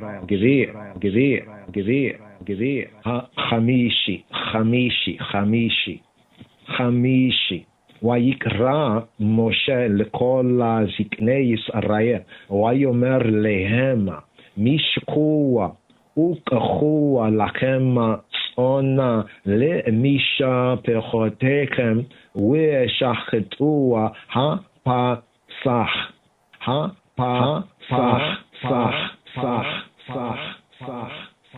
Then Moses called for all the elders of Israel, ויקרא משה לכל זקני ישראל, and said to them, ויאמר אליהם, draw out and take you lambs according to your families, and kill the Passover lamb. משקו וקחו לכם צאן למשפחותיכם, ושחטו הפסח.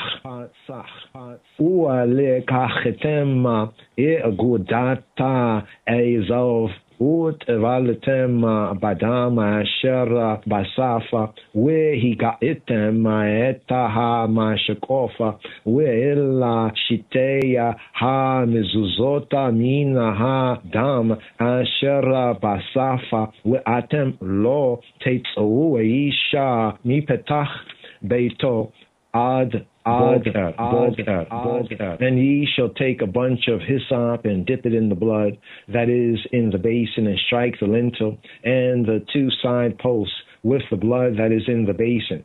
And none of you shall go out of the door of his house until the morning. Avari Yahuwah, and Jehovah, for Jehovah will pass over. With Avar Yahweh le negofa eta mitzrayim we'ra eta hadam Allah mashkofa we'ala shitei hamzuzot u'afasachi Yahweh Allah petach we'loa itenaha mashachit la bo illa batekhem Lingo. For Yahweh Jehovah will pass through to smite the Mitzrayim, the Egyptians.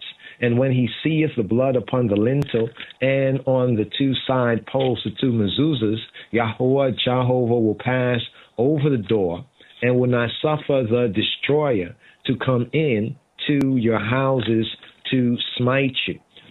Avar Yahweh Lingof eta Mitzrayim. For Jehovah will pass over to smite the Mitzrayim, the Egyptians.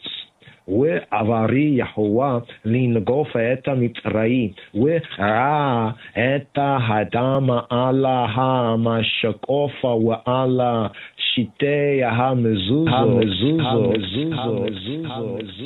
and when he seeth the blood, eta hadam, and when he seeth the blood upon the lintel, eta hadam, Allah and on the two side posts with Allah shitei hamezuzot, and on the two mezuzot with Allah shitei hamezuzot u'afasach Yahweh Allah petach.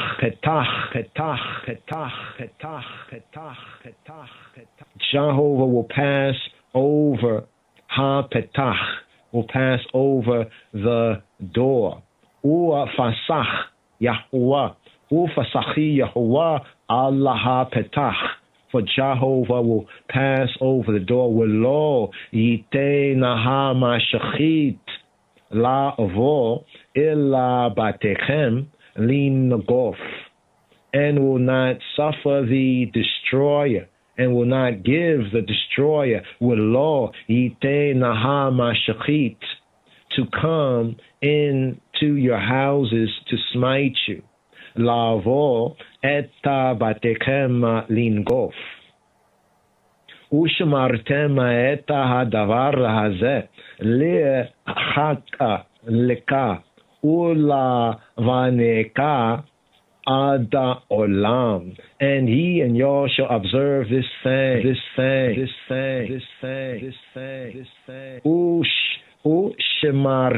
Ushmartem et hadavar hazeh, and you shall observe the word, this thing. Ushmartem et hadavar hazeh lechaka leka, for a chak, for an ordinance to the eye. Lechaka leka, an ordinance to the eye. U'ale vaneka, and to thy sons. U'ale vaneka ad olam, for ad olam. Wehaya kia ta'avo uwa ilaha aretza asher yiteni Yehovah lachem ka'asher diber. Ushamartem eta ha'evodah hazot. And it shall come to pass when ye all become to the land which Yahweh, which Jehovah will give you, according as he hath promised, that ye all shall keep this service. U'shemartem et ha'evodah hazot. V'haya kia yomru elekem be'enekem ma ha'evodah hazot alakem.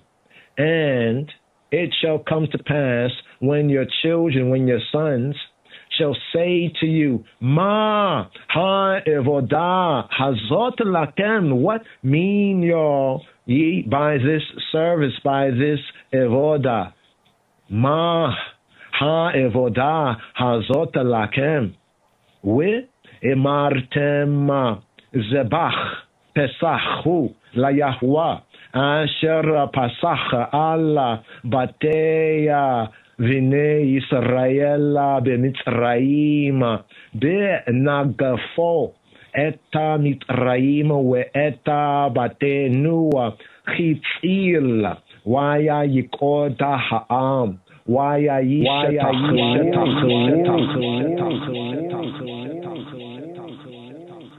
that y'all shall say, Wa emartem, and y'all shall say, it is the sacrifice of Yahweh of Jehovah's Passover. Zebach Pesach hu la Yahweh.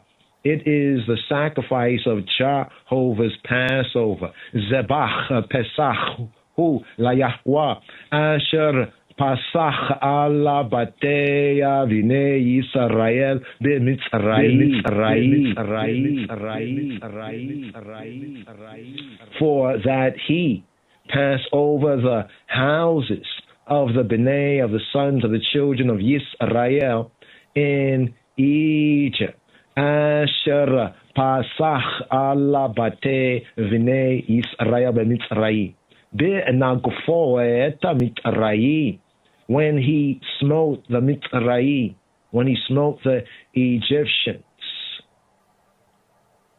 B'nagfo et Mitzrayim. And I delivered I houses We'eta batenu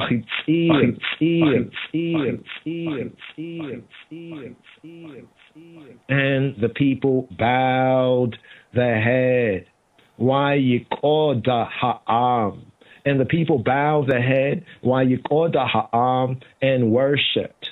Wa'yisha tachewu. And the children of Israel went and did so as Jehovah had commanded Moshe and Aharon. So did they. Wa'yelkuwa. Wa'ya'isu b'nei Yisrael ka'asher tziwah Yahuwah et Moshe ve'Aharon ken asu. And it came to pass at midnight.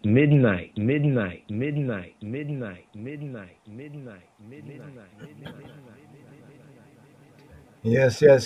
And it came to pass at midnight.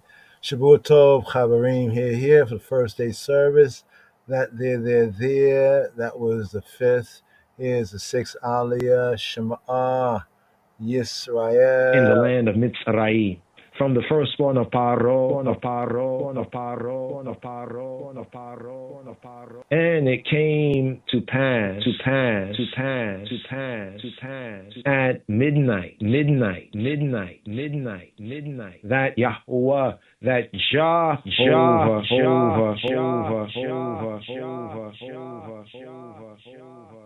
smote all the firstborn in the land of Mitzrayim.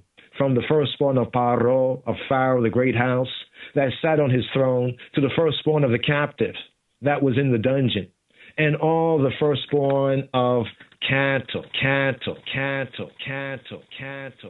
And here, the Sheshi, the sixth Aliyah up offering here for this Shabbat bowl, Sabbath go in, here from the Sefer Shemot, picking up here with the second book of Moshe, Hebrew book called Exodus. Exodus chapter 12 here at verse 29 for the Sheshi. Here for the Sheshi Aliyah, the sixth reading up offering right here. Wayihi ba chotzi halayla wayehoah hika kola bekora be'eretz mitzrayim mi bekora paro hayosheva Allah kiso ada bekora hashvi ashara bereita habor with kol bekora behema. The contest with Pharaoh, with Paro, with Pharaoh, with the great house. The 10th judgment, death of the firstborn. Here for the Sheshi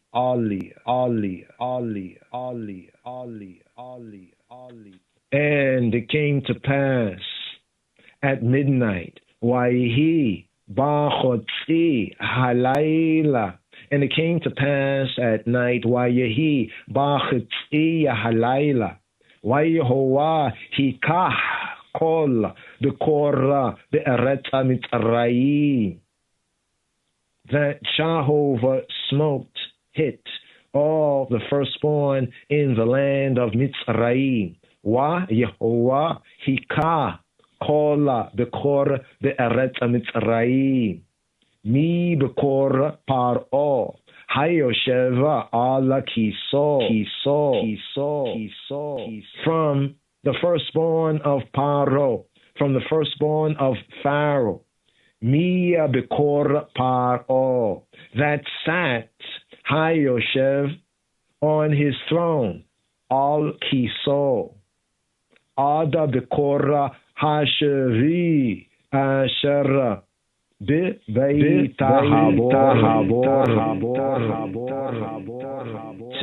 the firstborn of the captive that was in the dungeon, that was in the pit. Ada Bekora Hashevi Asher Beveita Habor. We call Bekora Behema. And all the firstborn of the behema, of cattle. Wayakam Paro, Lailahu, Wikola Evadayo, Wikola Mitzrayim, Watahi Tzaka Gadola, De Mitzrayim, Kiena Bayitash, Aina Sham Mate. And Paro and Pharaoh rose up in the night, he and all his servants and all the Mitzrayim, all the Egyptians. And there was a great cry in Egypt. Watahiyas Aka Gadola B'Mitzrayim. For there was not a house where there was not one dead. Ki ein bayit asher ein sham mate.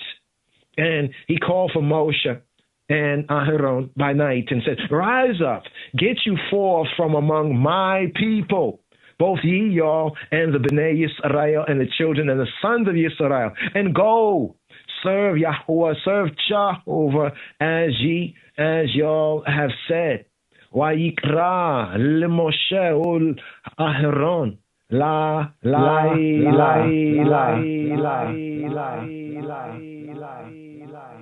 And he called for Moses and Aaron, Laila, by night, and said, Wayomer, Komo, Seoa mitok, Ami, Gam matem, Gam bnei Yisrael, Ulko, Evodo, Eti Yehovah, Ke daberkem, rise up, Komu, get you forth from my people.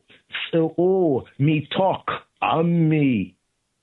Both ye, both y'all, Gamatem, and the Bnei Yisrael, Gam Bnei Yisrael, and go, Uleko, and tried, Uleko, and tried, Uleko, Ivdu, Eti Yehovah, and serve Jehovah, Kedaverkem.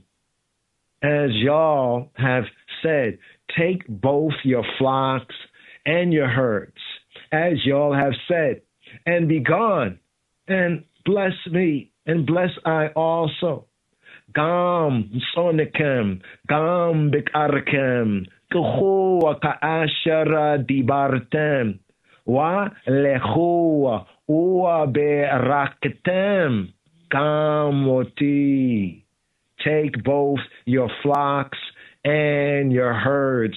Gama sonikem, gama bikarkem, as y'all have said, Ka'asher dibartem, tem, and be gone. Wa lechu, and be gone. Ua be'rakhetem, kam oti, and bless me also. Ua beraktem dam oti. And the Mitzrayim, the Egyptians, were urgent upon the people to send them out of the land in haste. For they said, we are all dead men. Ki amru, kulanu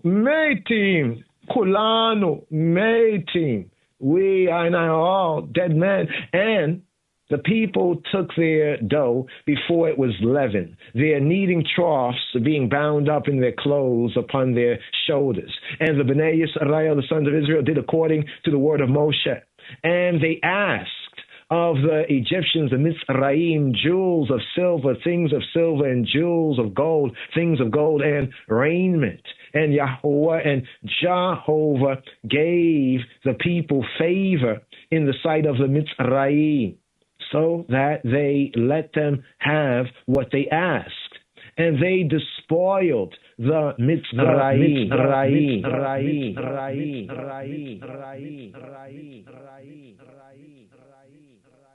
Here at verse 37, redemption. Second part, by power. The first stage of the journey. Verse 37. And the Bnei Yisrael, the sons, the children of Israel, journeyed from Ramesses to Sukkoth, about 600,000 men on foot beside children. And a mixed multitude went up also with them, and flocks and herds, even very much cattle. And they baked unleavened cakes of the dough, which they brought forth out of Mitzrayim, for it was not leavened, because they were thrust out of Mitzrayim, and could not tarry, neither had they prepared for themselves any victual. Now, the time that the Bnei Yisrael dwelt in Mitzrayim in Egypt was 430 years. And it came to pass at the end of 430 years, even the selfsame day, it came to pass that all the hosts of Yahweh, of Jehovah, went out from the land of Mitzrayim, went out from the land of Egypt. Yatsu kol tzivoti Yehovah me'eretz Mitzrayim, that all the host went out. Yatsu kol tzivot Yehovah, kol tzivoti Yehovah went out from the land me'eretz Mitzrayim. It was a night of watching to Yahweh, to Jehovah, for bringing them out from the land of Mitzrayim.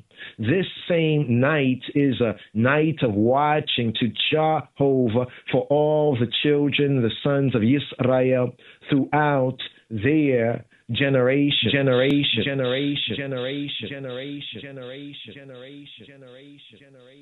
Lel Shia Murim Hu La Yahuwah. It was a night of watching to Jehovah. Leil Shimurim, Leil Shimurim Hu La Yahuwah. Lehotzi'am me'eretz Mitzrayim Huwa Ha Laila Hazeh La Yahuwah. Shimurim Lekol Bnei Yisrael Lidorotam. It was a night of watching.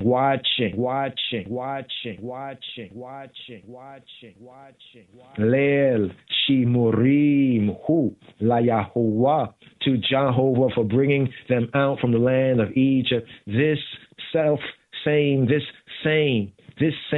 night is a night of watching. La Yahuwah, to Jehovah for all the Bnei Yisrael throughout their generations.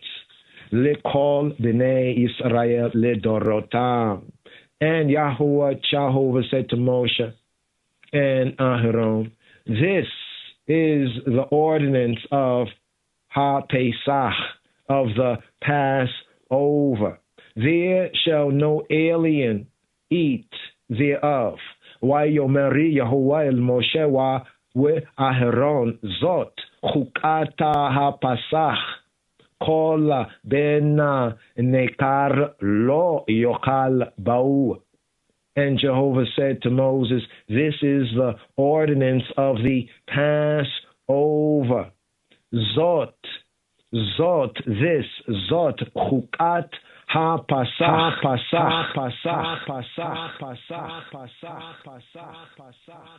there shall no alien eat thereof. Kol ben nekar lo yokal ba'u. But every man's servant that is bought for money, when thou hast circumcised him, then shall he eat thereof. A sojourner and a hired servant shall not eat thereof. In one house it shall be eaten. In one house shall it be eaten. Thou shalt not carry forth aught of the flesh abroad out of the bait, out of the house. Neither shall ye all break a bone thereof. All the congregation, the aggregation of Israel shall keep it.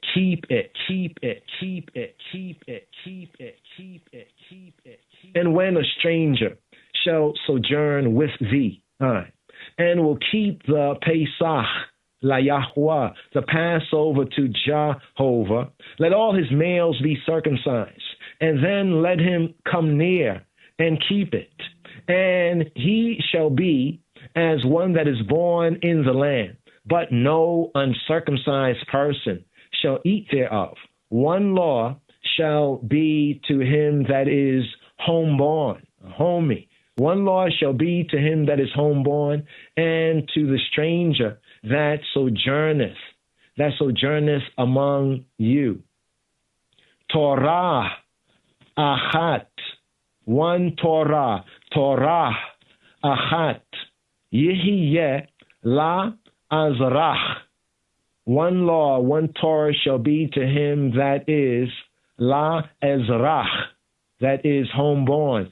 Torah achata yihiyeh la ezrach, with lagera hagara be tokakem. And to the ger, the stranger that sojourneth, with lagera hagara be tokakem, that sojourneth among y'all. Thus, like this, did all the Bnei Yisrael, the sons of children of Israel, as Yahuwah Jehovah commanded Moshe and Aharon. So did they. And it came to pass the self-same day that Yahuwah, that Jehovah, did bring the Bnei Yisrael out of the land of Mitzrayim, Egypt, by their hosts. Wayhiya be'etzem hayom hazeh hotzi Yahuwah etta b'nei Yisrael me'eretz Mitzrayim ala tzivo otam.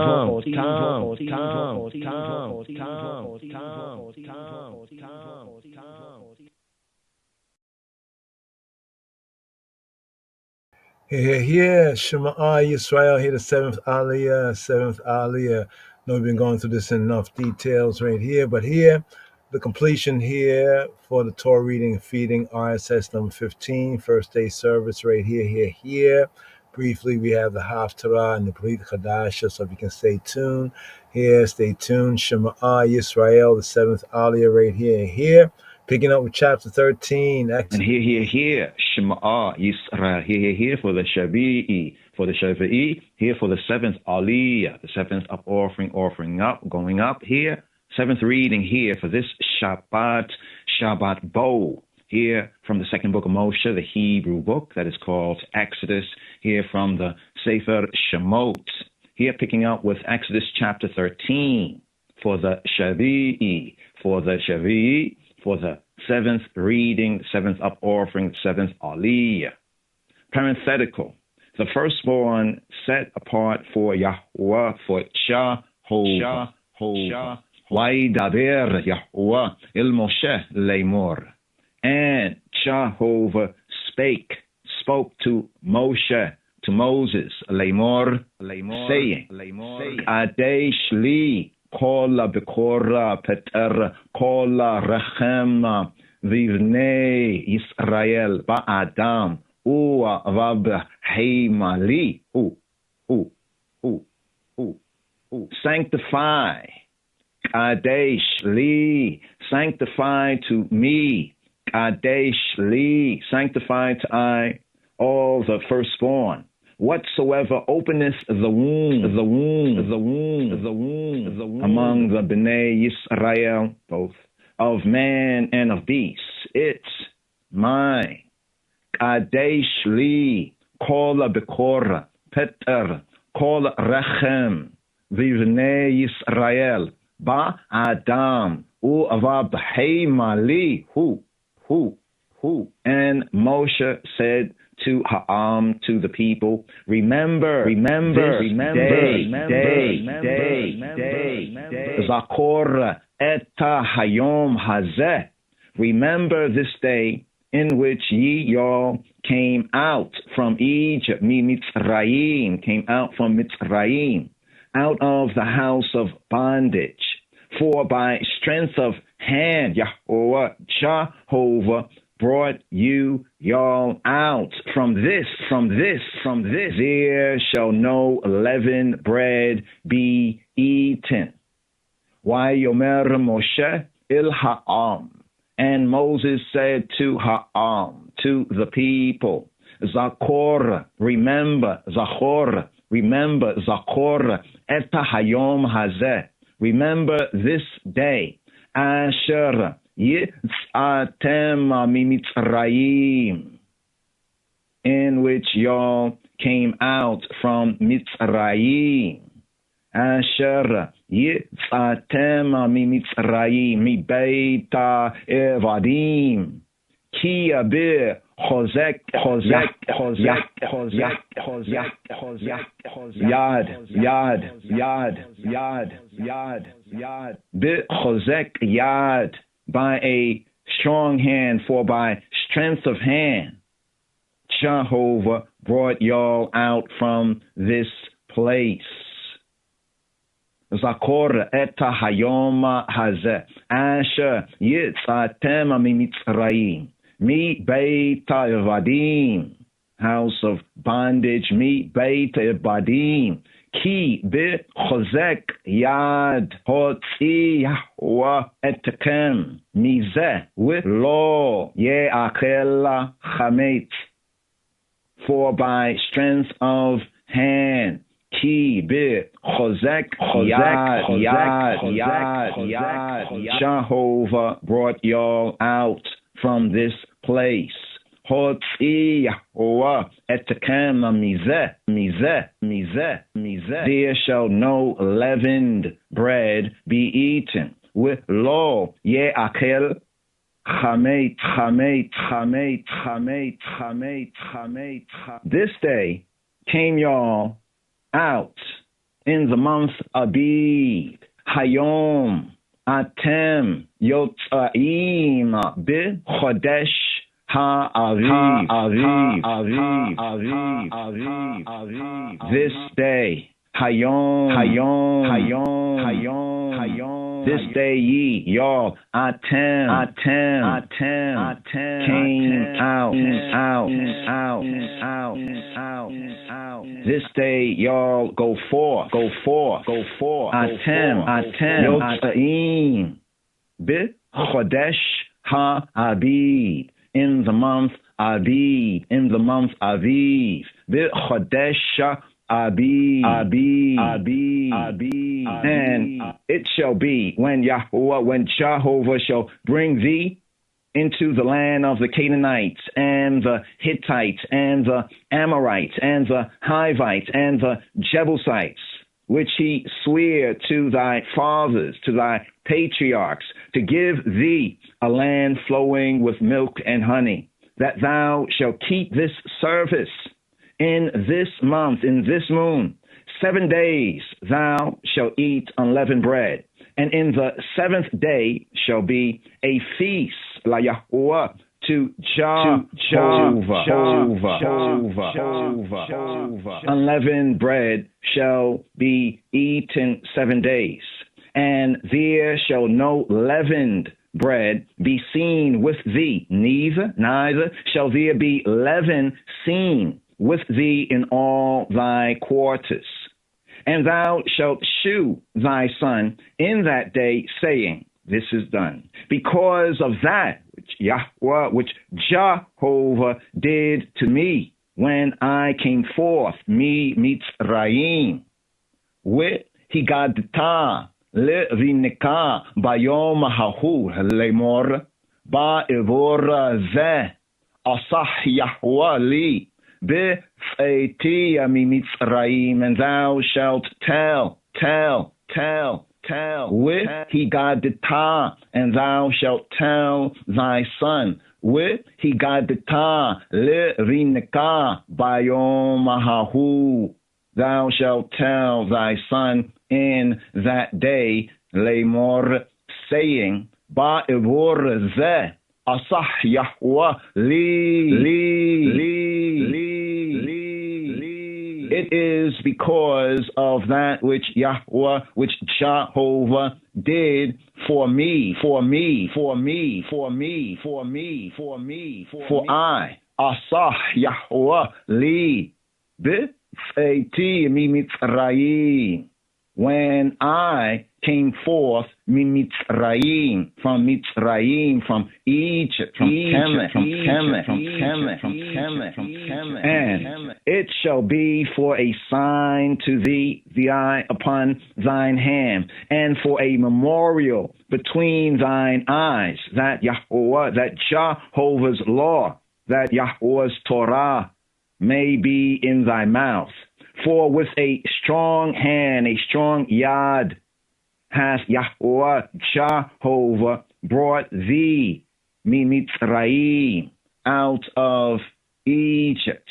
With hayaleka leot al yadeka, ua le zikarona beina aineka, le maana tehiyeh torati Yahweh, befika kia beyada chazaka ho tziaka Yahweh mia Mitzrayim, and it shall be for a sign. With haya lika leot, it shall be for a sign to the eye. With haya lika leot, al yadeka, upon thy yad, upon thy hand, al yadeka, uale zikaron, and for a zikaron, a memorial, uale zikaron, bein aineka, and for a zikaron between thine eyes, ul zikaron bein aineka, le ma'ana tihiyeh torat Yahweh, that the Torah of Jehovah may be in thy mouth. Le ma'an tihiyeh torat Yahweh b'fika ki b'yada chazaka hotziaka Yahweh mi Mitzrayim. For with a strong hand, ki b'yad chazaka, for with a strong hand hath Yahweh, hath Jehovah brought thee, the eye, hotziaka Yahweh, out of Egypt, mi Mitzrayim. Thou shalt therefore keep this ordinance in his season from year to year. With shamarta eta ha-chukah hazot le mo'edaha miya ma'ima yamima. Thou shalt therefore keep this ordinance in her season from year to year. Thou shalt keep this ordinance, this chukat hazot. Thou shalt keep this ordinance in her season from year to year. V'shamarta etaha chukah hazot le mo'edaha Mia Yamima Yamima. And it shall be when Jehovah shall bring thee into the land of the Canaanites, as he sware to thee and to thy fathers, thy patriarchs, and shall give it thee that thou shalt set apart la Yahweh to Jehovah all that openeth the matrix, and every firstling that cometh of a beast which thou hast. The males shall be Yahweh's, the males shall be Jehovah's. With ha barta kola petera rechema la Yahweh, with kola petera shagera be heima shara yihiyehelika ha zikarima la Yahweh, that thou shalt set apart to Jehovah all that openeth the womb, all that openeth the matrix. With ha-barta kola peter rechem, all that openeth the womb, kola peter rechem, all that openeth the matrix, kola peter rechem la Yahuwah to Jehovah. We call a petera shagera b'heima, every firstling that is a male which thou hast coming of a beast shall be Yahweh, shall be Jehovah's. We call a petera shagera b'heima asher yihi yehelika ha zikarim la Yahweh, and every firstling of an ass thou shalt redeem with the lamb. And if thou wilt not redeem it, then thou shalt break his neck. And all the firstborn of man among thy children, among thy sons, shalt thee redeem. Wikola petera chamora tifideh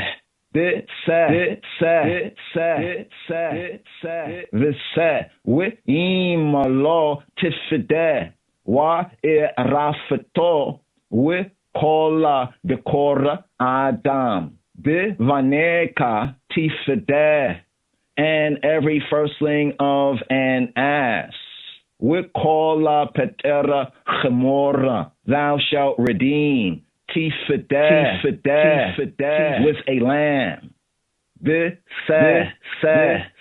if thou wilt not redeem it with lo tifideh, then shalt thou break its neck. And all the firstborn of man with kola bekor adam, and all the firstborn of Adam, we call bekor Adam, among thy sons, vaneka thou shalt redeem, shalt thou the redeem, tifideh. And here, Shema Israel, here, give ear right here for the maftir. Here for the maftir reading for this Shabbat bowl. Here picking up with the second book of Moshe, the Hebrew book that is called Exodus, and here from the Sefer Shemot, Exodus chapter 13, here at 14, verse 14 for the maftir reading here for this Shabbat bowl, Sabbath go in. With Haya, Kia Yisha Aleka, Vineka, Mahara Lemor, Mazot, with Amarta Layo, Be Chozek Ayat, Hotzianu, Yahweh, Mimitzraim, Mi Beit Evadim. And it shall be when thy son asketh thee in time to come, saying, what this? That thou shalt say to him, by strength of hand, Yahweh, Jehovah brought I and I, Mitzrayim, out of Egypt, out of Kemet, from the house of bondage. Wehaya, Kia Yisha'aleka, and it shall be when asking of the I, Rineka, the I son, and it shall be when the I son, Rineka, shall ask of the I, asketh the I in time to come, saying, with Haya, Kia Yishaleka, Rineka, Mahar Lemor. What is this? What is this? Mahzot. With hamartai layo, thou, the I shalt say to him, with amarta helayo, bi chozek yad, bi chozek yad, by strength of hand, by a strong hand, bi chozek yad, by a strong yad, bi chozek yad. Hotzianu, bringing I and I out, Yahweh, Jehovah, Hotzianu, Yahweh, mi Mitzrayim. By strength of hand, Jehovah brought I and I, mi Mitzrayim, out of Egypt. Mi Beit Ivadim, from the house of the Ibadim, mi Beit Ibadim, from the house of bondage. And it came to pass when Pharaoh, the great house, would hardly make I and I go, that Yahweh, that Jehovah slew all the firstborn in the land of Mitzrayim, in the land of Egypt, both the firstborn of man and the firstborn of beast. Therefore, I sacrifice La Yahweh to Jehovah all that openeth the matrix, being males. But all the firstborn of my children, of thy sons, I redeem. Wayehi Yakia Hikasha Pharaoh, Li Shalachenu, Wayahiroga Yahwa, Kola Bekora Be Eret Mitzrayim, Mia Bekora Adam, Wi Ada Bekora Behema. Al Cain, Ani, Zobeach, La Yahweh, Kola Petera Rechem, Ha Zekarim, with Kola Bekora Banai, Efedeh. And it came to pass, when Pharaoh would hardly make I and I go, Kia Hikasha Pharaoh Li Shalachenu, that Yahweh slew. Yahirogi Yahweh, that Jehovah slew. Yahirog Yahweh Kola Bekora Be Eretz Mitzrayim, slew all the firstborn in the land of Mitzrayim. Mia Bekora Adama we Ada Bekora Behema, both the firstborn of Adam, of man, and the firstborn of Behema, of beasts. Al Cain, therefore, Ani, I, Zobeach, sacrifice, La Yahweh, to Jehovah, Kola Petera Rechem, all that openeth the womb, all that openeth the matrix, Kola Petera Rechem, Ha Zikarim, being males, Ha Zikarim, with Kol Bekor Banai Efedah, but all the firstborn of my sons, with Kola Bekor Banai, I redeem, Efedah, and it shall be for a token upon thine hand, and for frontlets between thine eyes, for by strength of hand, by strength of Yad, Yahweh, Jehovah, brought I and I forward, mi Mitzrayim, out of Mitzrayim. With Hayal Ota Allah Yadeka, Ula Tot Afota Beina Aineka, Kia Bit Chozeka Yad, Hotzianu Yahuwah mi Mitzrayim. And it shall be for a sign, Wahaya le'ot. It shall be for an ot. Wahaya le'ot.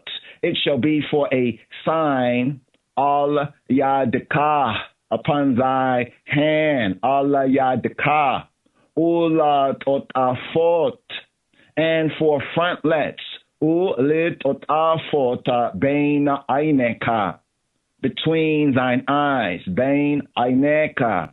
Ki, for chozek yad, for by strength of yad, by strength of hand. Ki chozek yad, bringing I and I forth, Yahuwah, Jehovah. Hotzianu Yahuwah mi Mitzrayim, for by strength of hand Jehovah brought I and I forth, forward, mi Mitzrayim, out of Egypt. And here fulfills the aliyot, the going ups from HaTorah here for this Shabbat bow, Sabbath, go, Sabbath, go in. Kabur l'kalu, kabur l'dinsu, kabur l'chaylu, glory be to the word, glory be to the sound, glory be to the power. Kabur le'abinu, le'melkeinu, glory be to Ainai Father, Ainai King. Kabur le'kedamawi, Haile Selassie, glory be to the first power of the Trinity. Beshem Yeshua HaMoshiach.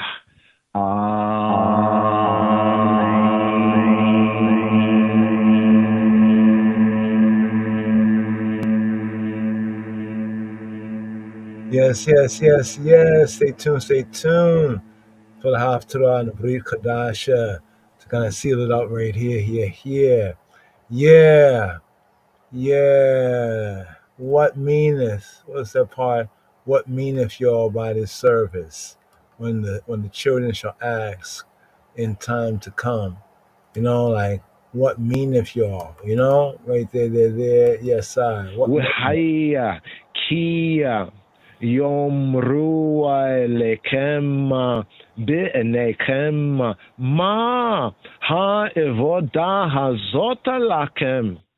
And it shall come to pass when your children, when your sons shall say to you, Ma Ha'evodah Hazot Lakem. What mean y'all ye by this service, by this evoda? Yes. Chaverim.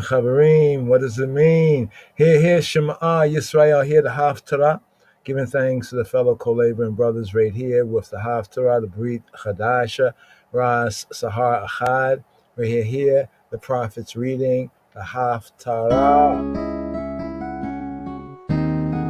Book Jeremiah, chapter 46, verses 13 to 28.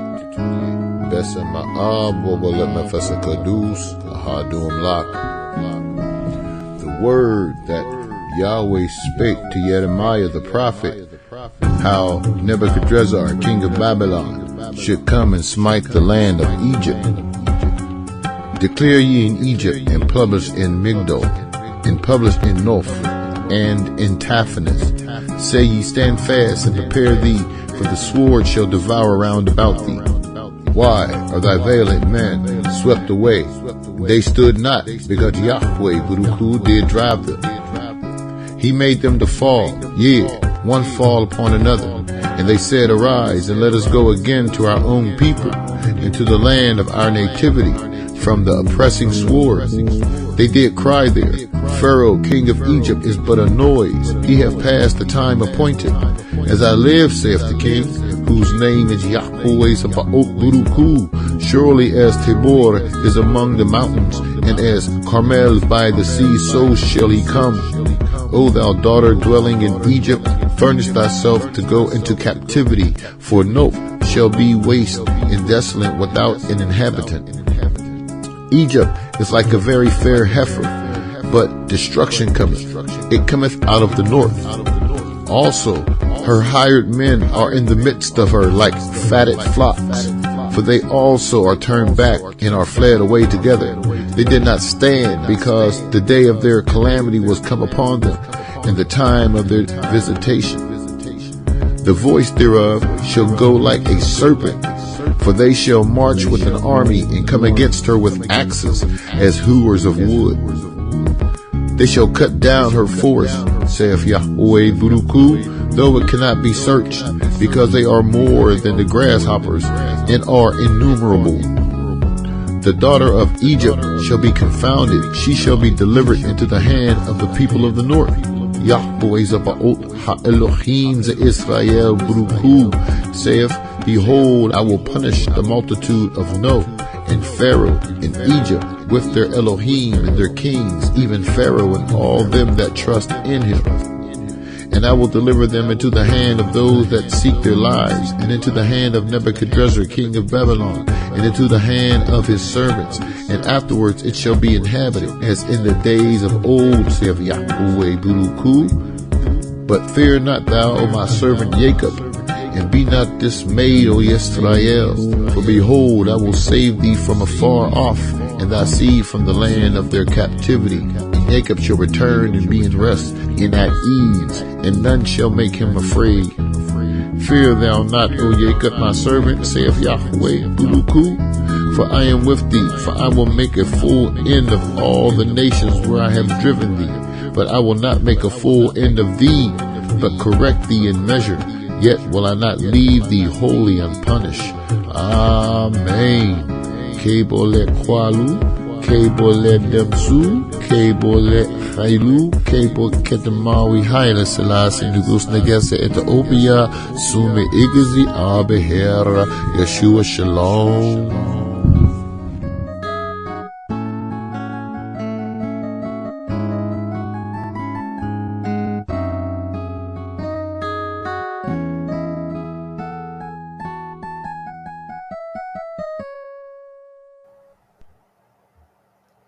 Amen, amen, Imru, amen. Het remateda kia avda mitzrayim. And Pharaoh's servant said to him, How long? How long, Adamatai? How long shall this man be a snare to us? Adamatai,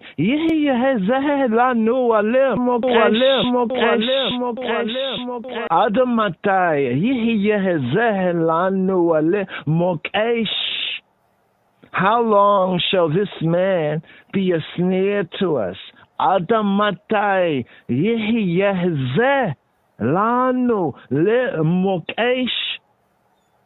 let the men go. Shalach. Ha'anshim, that they may serve Jehovah, their Elohim. Wa ya'avdu et Yehovah Elohim.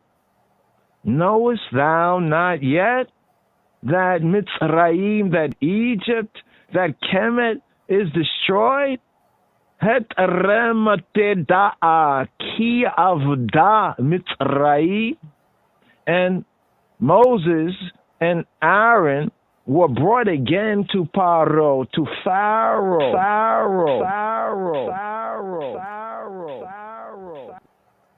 So here, Brit Chadasha.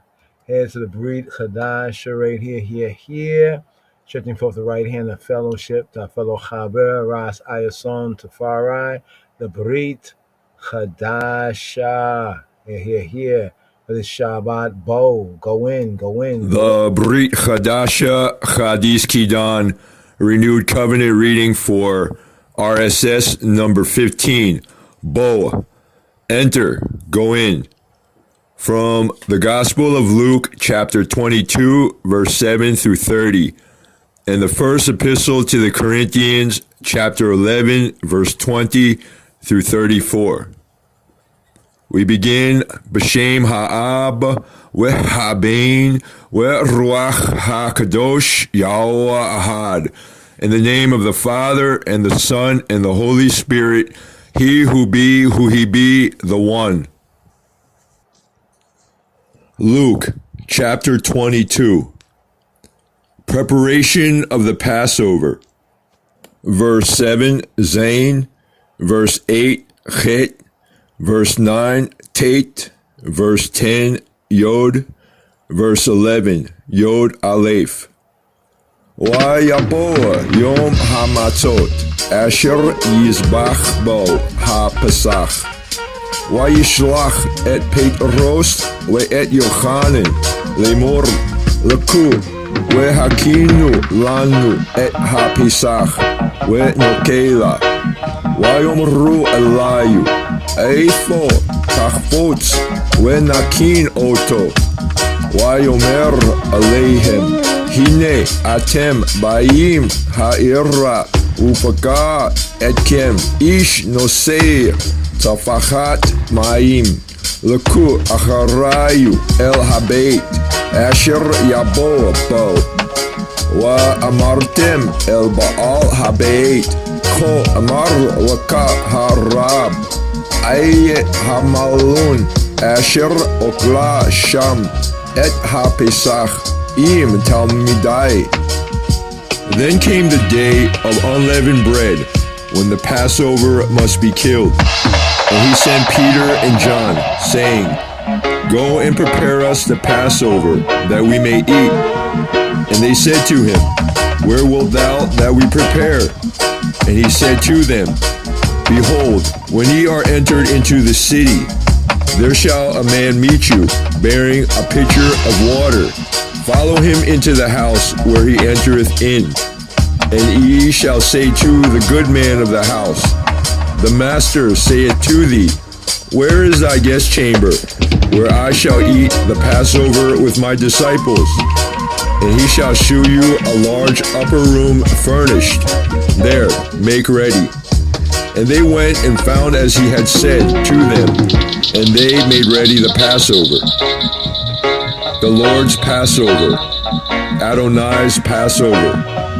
And when the hour was come, he sat down, and the 12 apostles with him. And he said to them, With desire, I have desired to eat this Passover with you before I suffer. For I say to you, I will not any more eat thereof until it be fulfilled in the kingdom of Elohim. And he took the cup and gave thanks, and said, Take this and divide it among yourselves. For I say to you, I will not drink of the fruit of the vine until the kingdom of Elohim shall come. The Lord's Supper instituted. And he took bread and gave thanks, and brake it, and gave to them, saying, This is my body that is given for you. This do in remembrance of me. Likewise also the cup after supper, saying, This cup is the New Testament in my blood that is shed for you. Yeshua, Jesus announces his betrayal. But behold, the hand of him that betrayeth me is with me on the table. And truly the Son of Man goeth, as it was determined. But woe to that man by whom he is betrayed. And they began to inquire among themselves, which of them it was that should do this thing.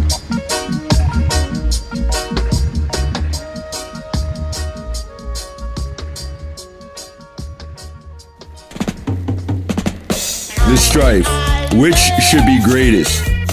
And there was also a strife among them, which of them should be accounted the greatest. And he said to them, The kings of the Gentiles exercise lordship over them, and they that exercise authority upon them are called benefactors. But he shall not be so. But he that is greatest among you, let him be as the younger, and he that is chief as he that does serve.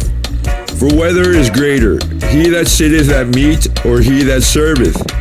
Is not he that sitteth at meat? But I am among you as he that serveth. The apostles' place in the future kingdom. Ye are they that have continued with me in my temptations, and I appoint to you a kingdom, as my Father has appointed to me, that ye may eat and drink at my table in my kingdom, and sit on thrones, judging the 12 tribes of Israel. 1 Corinthians chapter 11. Disorders at Adonai's table rebuked. Verse 20, Kaf. Verse 21, Kaf Aleph. Verse 22, Kaf Beit. Wata kasher te'asfu yachad ein ze le'kol seudato shel ha'adon ki kol echad makdim lakachat seudato b'shat ha'akila וזה ירב, וזה ישתכר. הקי אין לכם בתים לאכול ולשתות, או התבוזו את קהל אלוהים, ותביישו את מי שאין לו. מה אומר לכם העל זאת? אשבח אתכם, איננו משבח. When ye are come together, therefore, into one place, this is not to eat Ha'adon's supper. This is not to eat the Lord's supper. For in eating, everyone taketh before other his own supper, and one is hungry, and another is drunken. What? Have ye not houses to eat and drink in? Or despise ye the church of Elohim, and shame them that have not? What shall I say to you? Shall I praise you in this? I praise you not. The order and meaning of Ha'adon's table. The order and meaning of the Lord's table. For I have received of Ha'adon that which also I delivered to you, that Ha'adon Yeshua, that the Lord Jesus, the same night in that he was betrayed, took bread, and when he had given thanks, he brake it, and said, Take, eat, this is my body that is broken for you. This do in remembrance of me. After the same manner also he took the cup when he had supped, saying, This cup is the New Testament in my blood. This do ye as oft as ye drink it in remembrance of me. For as often as ye eat this bread and drink this cup, ye do shew Ha'adon's death, do shew the Lord's death till he come. Wherefore, whosoever shall eat this bread and drink this cup of Ha'adon unworthily shall be guilty of the body and the blood of Ha'adon. But let a man examine himself, and so let him eat of that bread and drink of that cup. For he that eateth and drinketh unworthily eateth and drinketh damnation to himself, not discerning Ha'adon's body. For this cause many are weak and sickly among you, and many sleep. For if we would judge ourselves, we should not be judged. But when we are judged, we are chastened of Ha'adon, that we should not be condemned with the world. Wherefore, my brethren, when ye come together to eat, tarry one for another. And if any man hunger, let him eat at home, that ye come not together to condemnation, and the rest will I set in order when I come.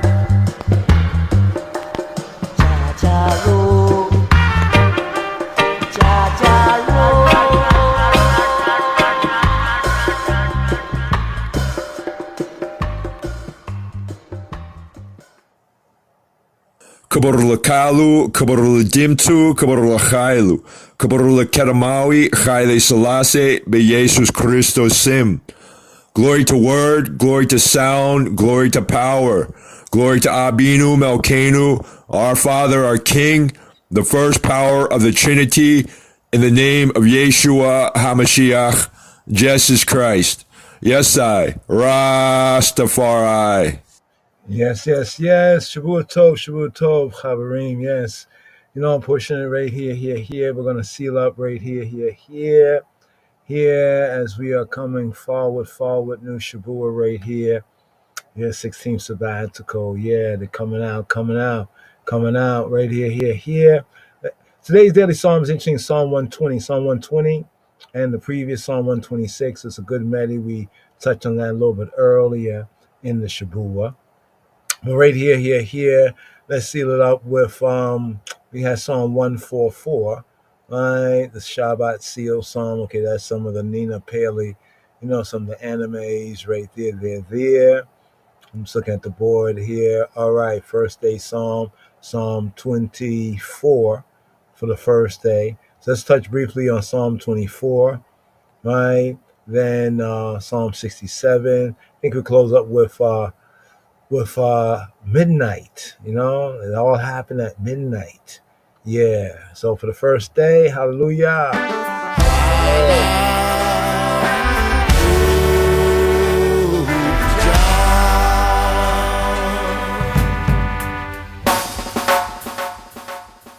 The Psalm 24, first day Psalm for good Shabua, the Baraka there, Sabbath seal Psalm 144. Here.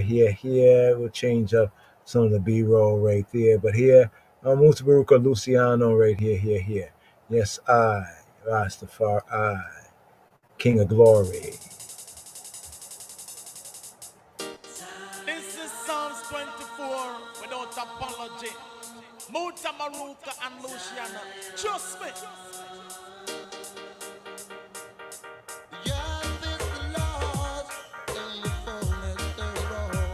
The earth is the Lord's and the fullness thereof. The world and they that dwell therein. For he hath found it upon the sea, and established it upon the flood. Who shall ascend in the hill of Jah? Or who shall stand in his holy place?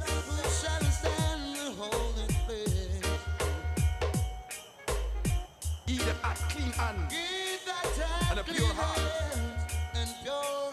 who hath not lifted up his soul into vanity, nor sworn deceitfully. He hath received the blessing from Jah and righteousness from the Almighty of his salvation. This is the generation of them that seek him. This is the generation that seek him, the Most High God. That seek thy face, O Jacob. Seek thy face, O Jacob. Lift up your heads, O ye gates, Lift up and be lifted up, ye everlasting doors, and the King of glory shall come in. and the King of glory shall come in. Who is this King of glory? I say, who Emperor Haile I Selassie I. of glory? Jah strong and mighty. Rastafari.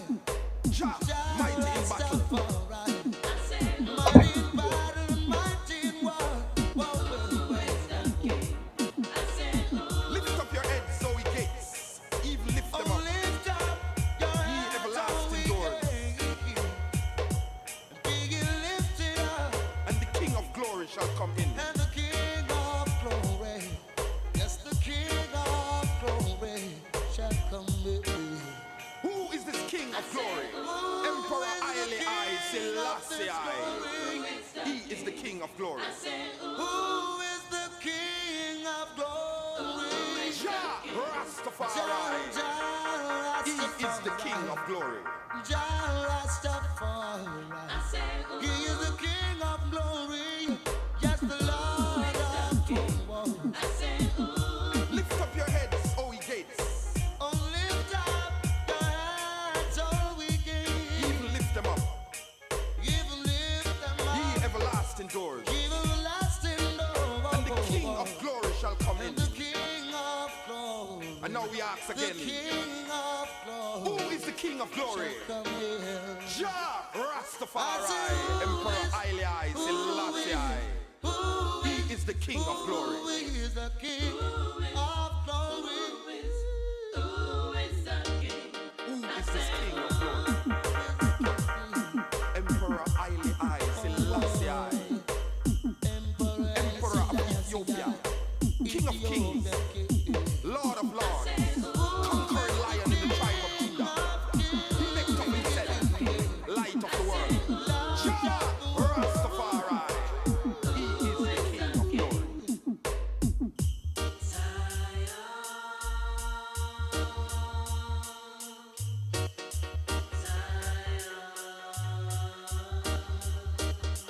Yes, we have time to meet the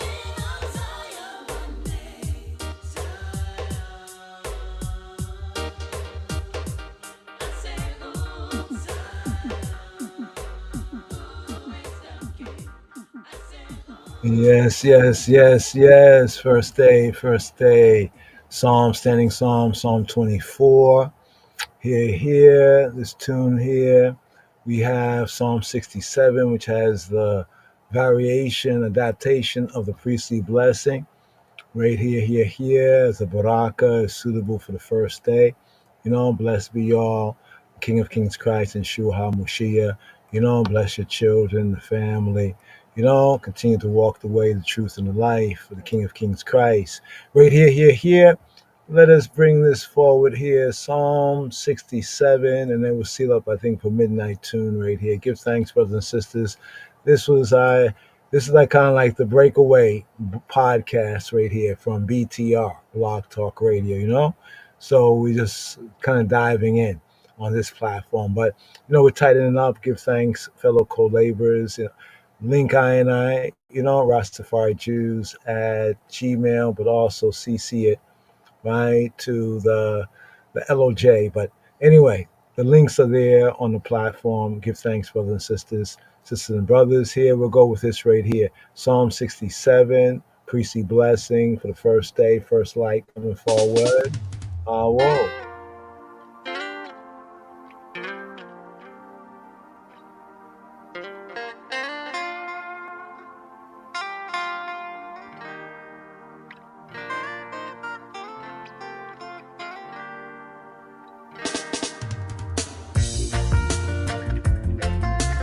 Psalm 67. מזמור ס"ז למנצח בנגינות מזמור שיר. God be merciful unto us and bless us and bless us and bless us. אלוהים יחוננו ויברכנו יאר פניו איתנו and cause his face to shine upon us, to shine upon us, to shine upon us, to shine upon us. Selah.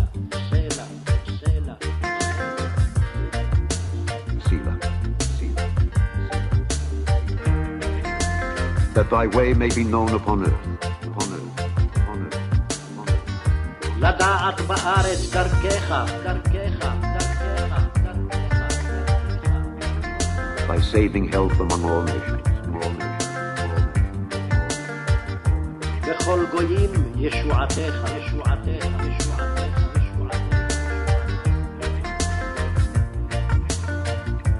Let the people praise thee, O God. Let all the people praise thee. Oh, let the nations be glad and sing for joy. For thou shalt judge the people righteously and govern the nations upon earth. Selah. Let the people praise thee, O God. Let all the people praise thee. Then shall the earth yield her increase, and God, even our own God, shall bless us.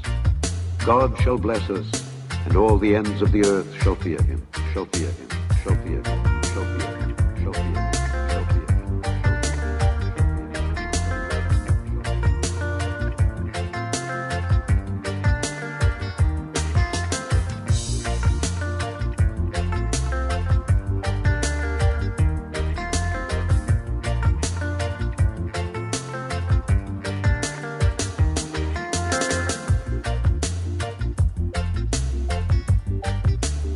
מזמור ס"ז למנצח בנגינות מזמור שיר.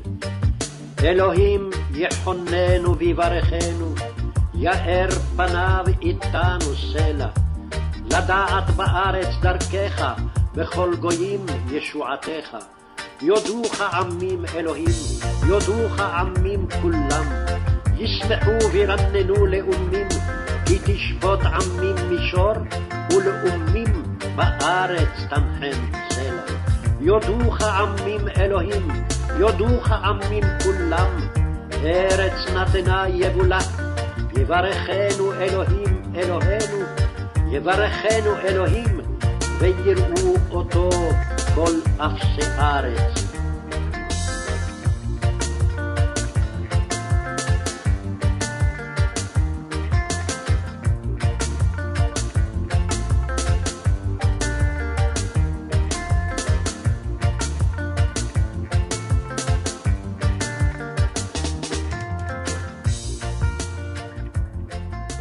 Yes, brothers and sisters, Shabbat Tov, a good Shabbat, a good strong Welcome Samint. And a Yom HaRishon, first day Tov, Tawab. This first day be good, may the Shavua be good, beneficial, upful, healthy, protected, guided in the way, the truth, and the life. Yes, I, Rastafari, here, with the theme and the Torah reading and feeding of midnight, when it happened, what I mean? Midnight. And also on the theme of the yad, the hand here, outro right here, Ake Becca, right, aka also known as Von Benjamin, called Midnight right here to that word, the Chozek, Bechozek Yad, strong hand, the yad, here for the yad, the hand, yes I. Niki Kapayim Ubar Lebab, yes I, clean hands, pure heart, the yad. Ake Becca, Shalom, Chabarim, Yeshua Shalom.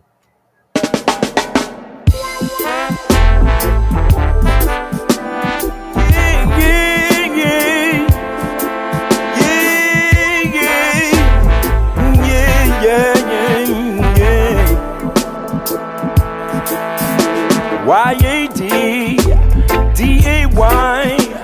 day looks like just a day, but it's not just another day. It's a chance to manifest your faith for real. Y-A-D-D-A-Y day, not just a day. It's a chance to mend the fences you have break. Day, with the coming of the sun, the rooster say, be on time, be prepared, be punctual day. Y-A-D, get on, yeah, this day I'm giving thanks for fellowship. This day, from the distance came my help. From the distance came my strength. From the distance came a blanket to cover up my wealth, to protect me this day. Give thanks for day, for day, for day. Y-A-D-D-A-Y.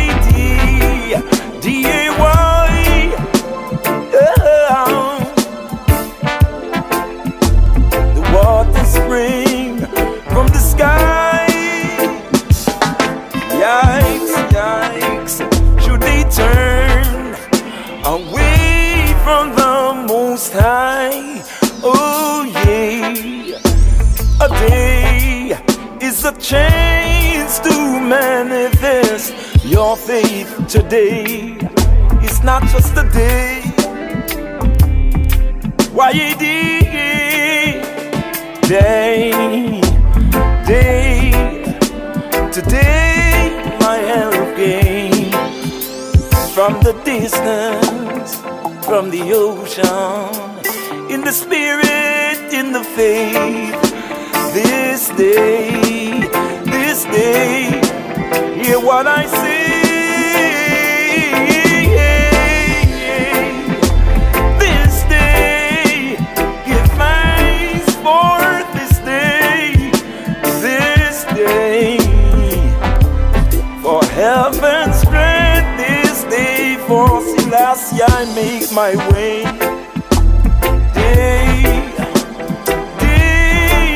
Dawn is light is coming day.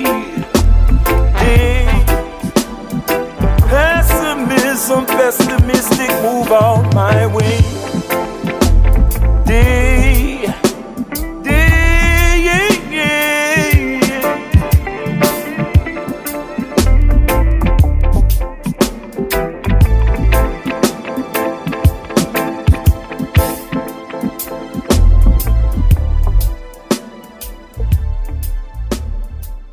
Yes, Shavua Shalom.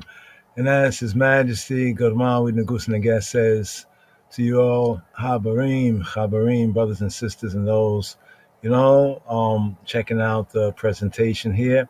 Thank you. Yes, Yeshua Shalom, Habarim. The daily Psalms coming forward right there. They're there for the new Shabua. Take a screenshot. The daily Psalms coming forward today. First day Psalm 120. Get a medi. Yes, Shalom, Habarim.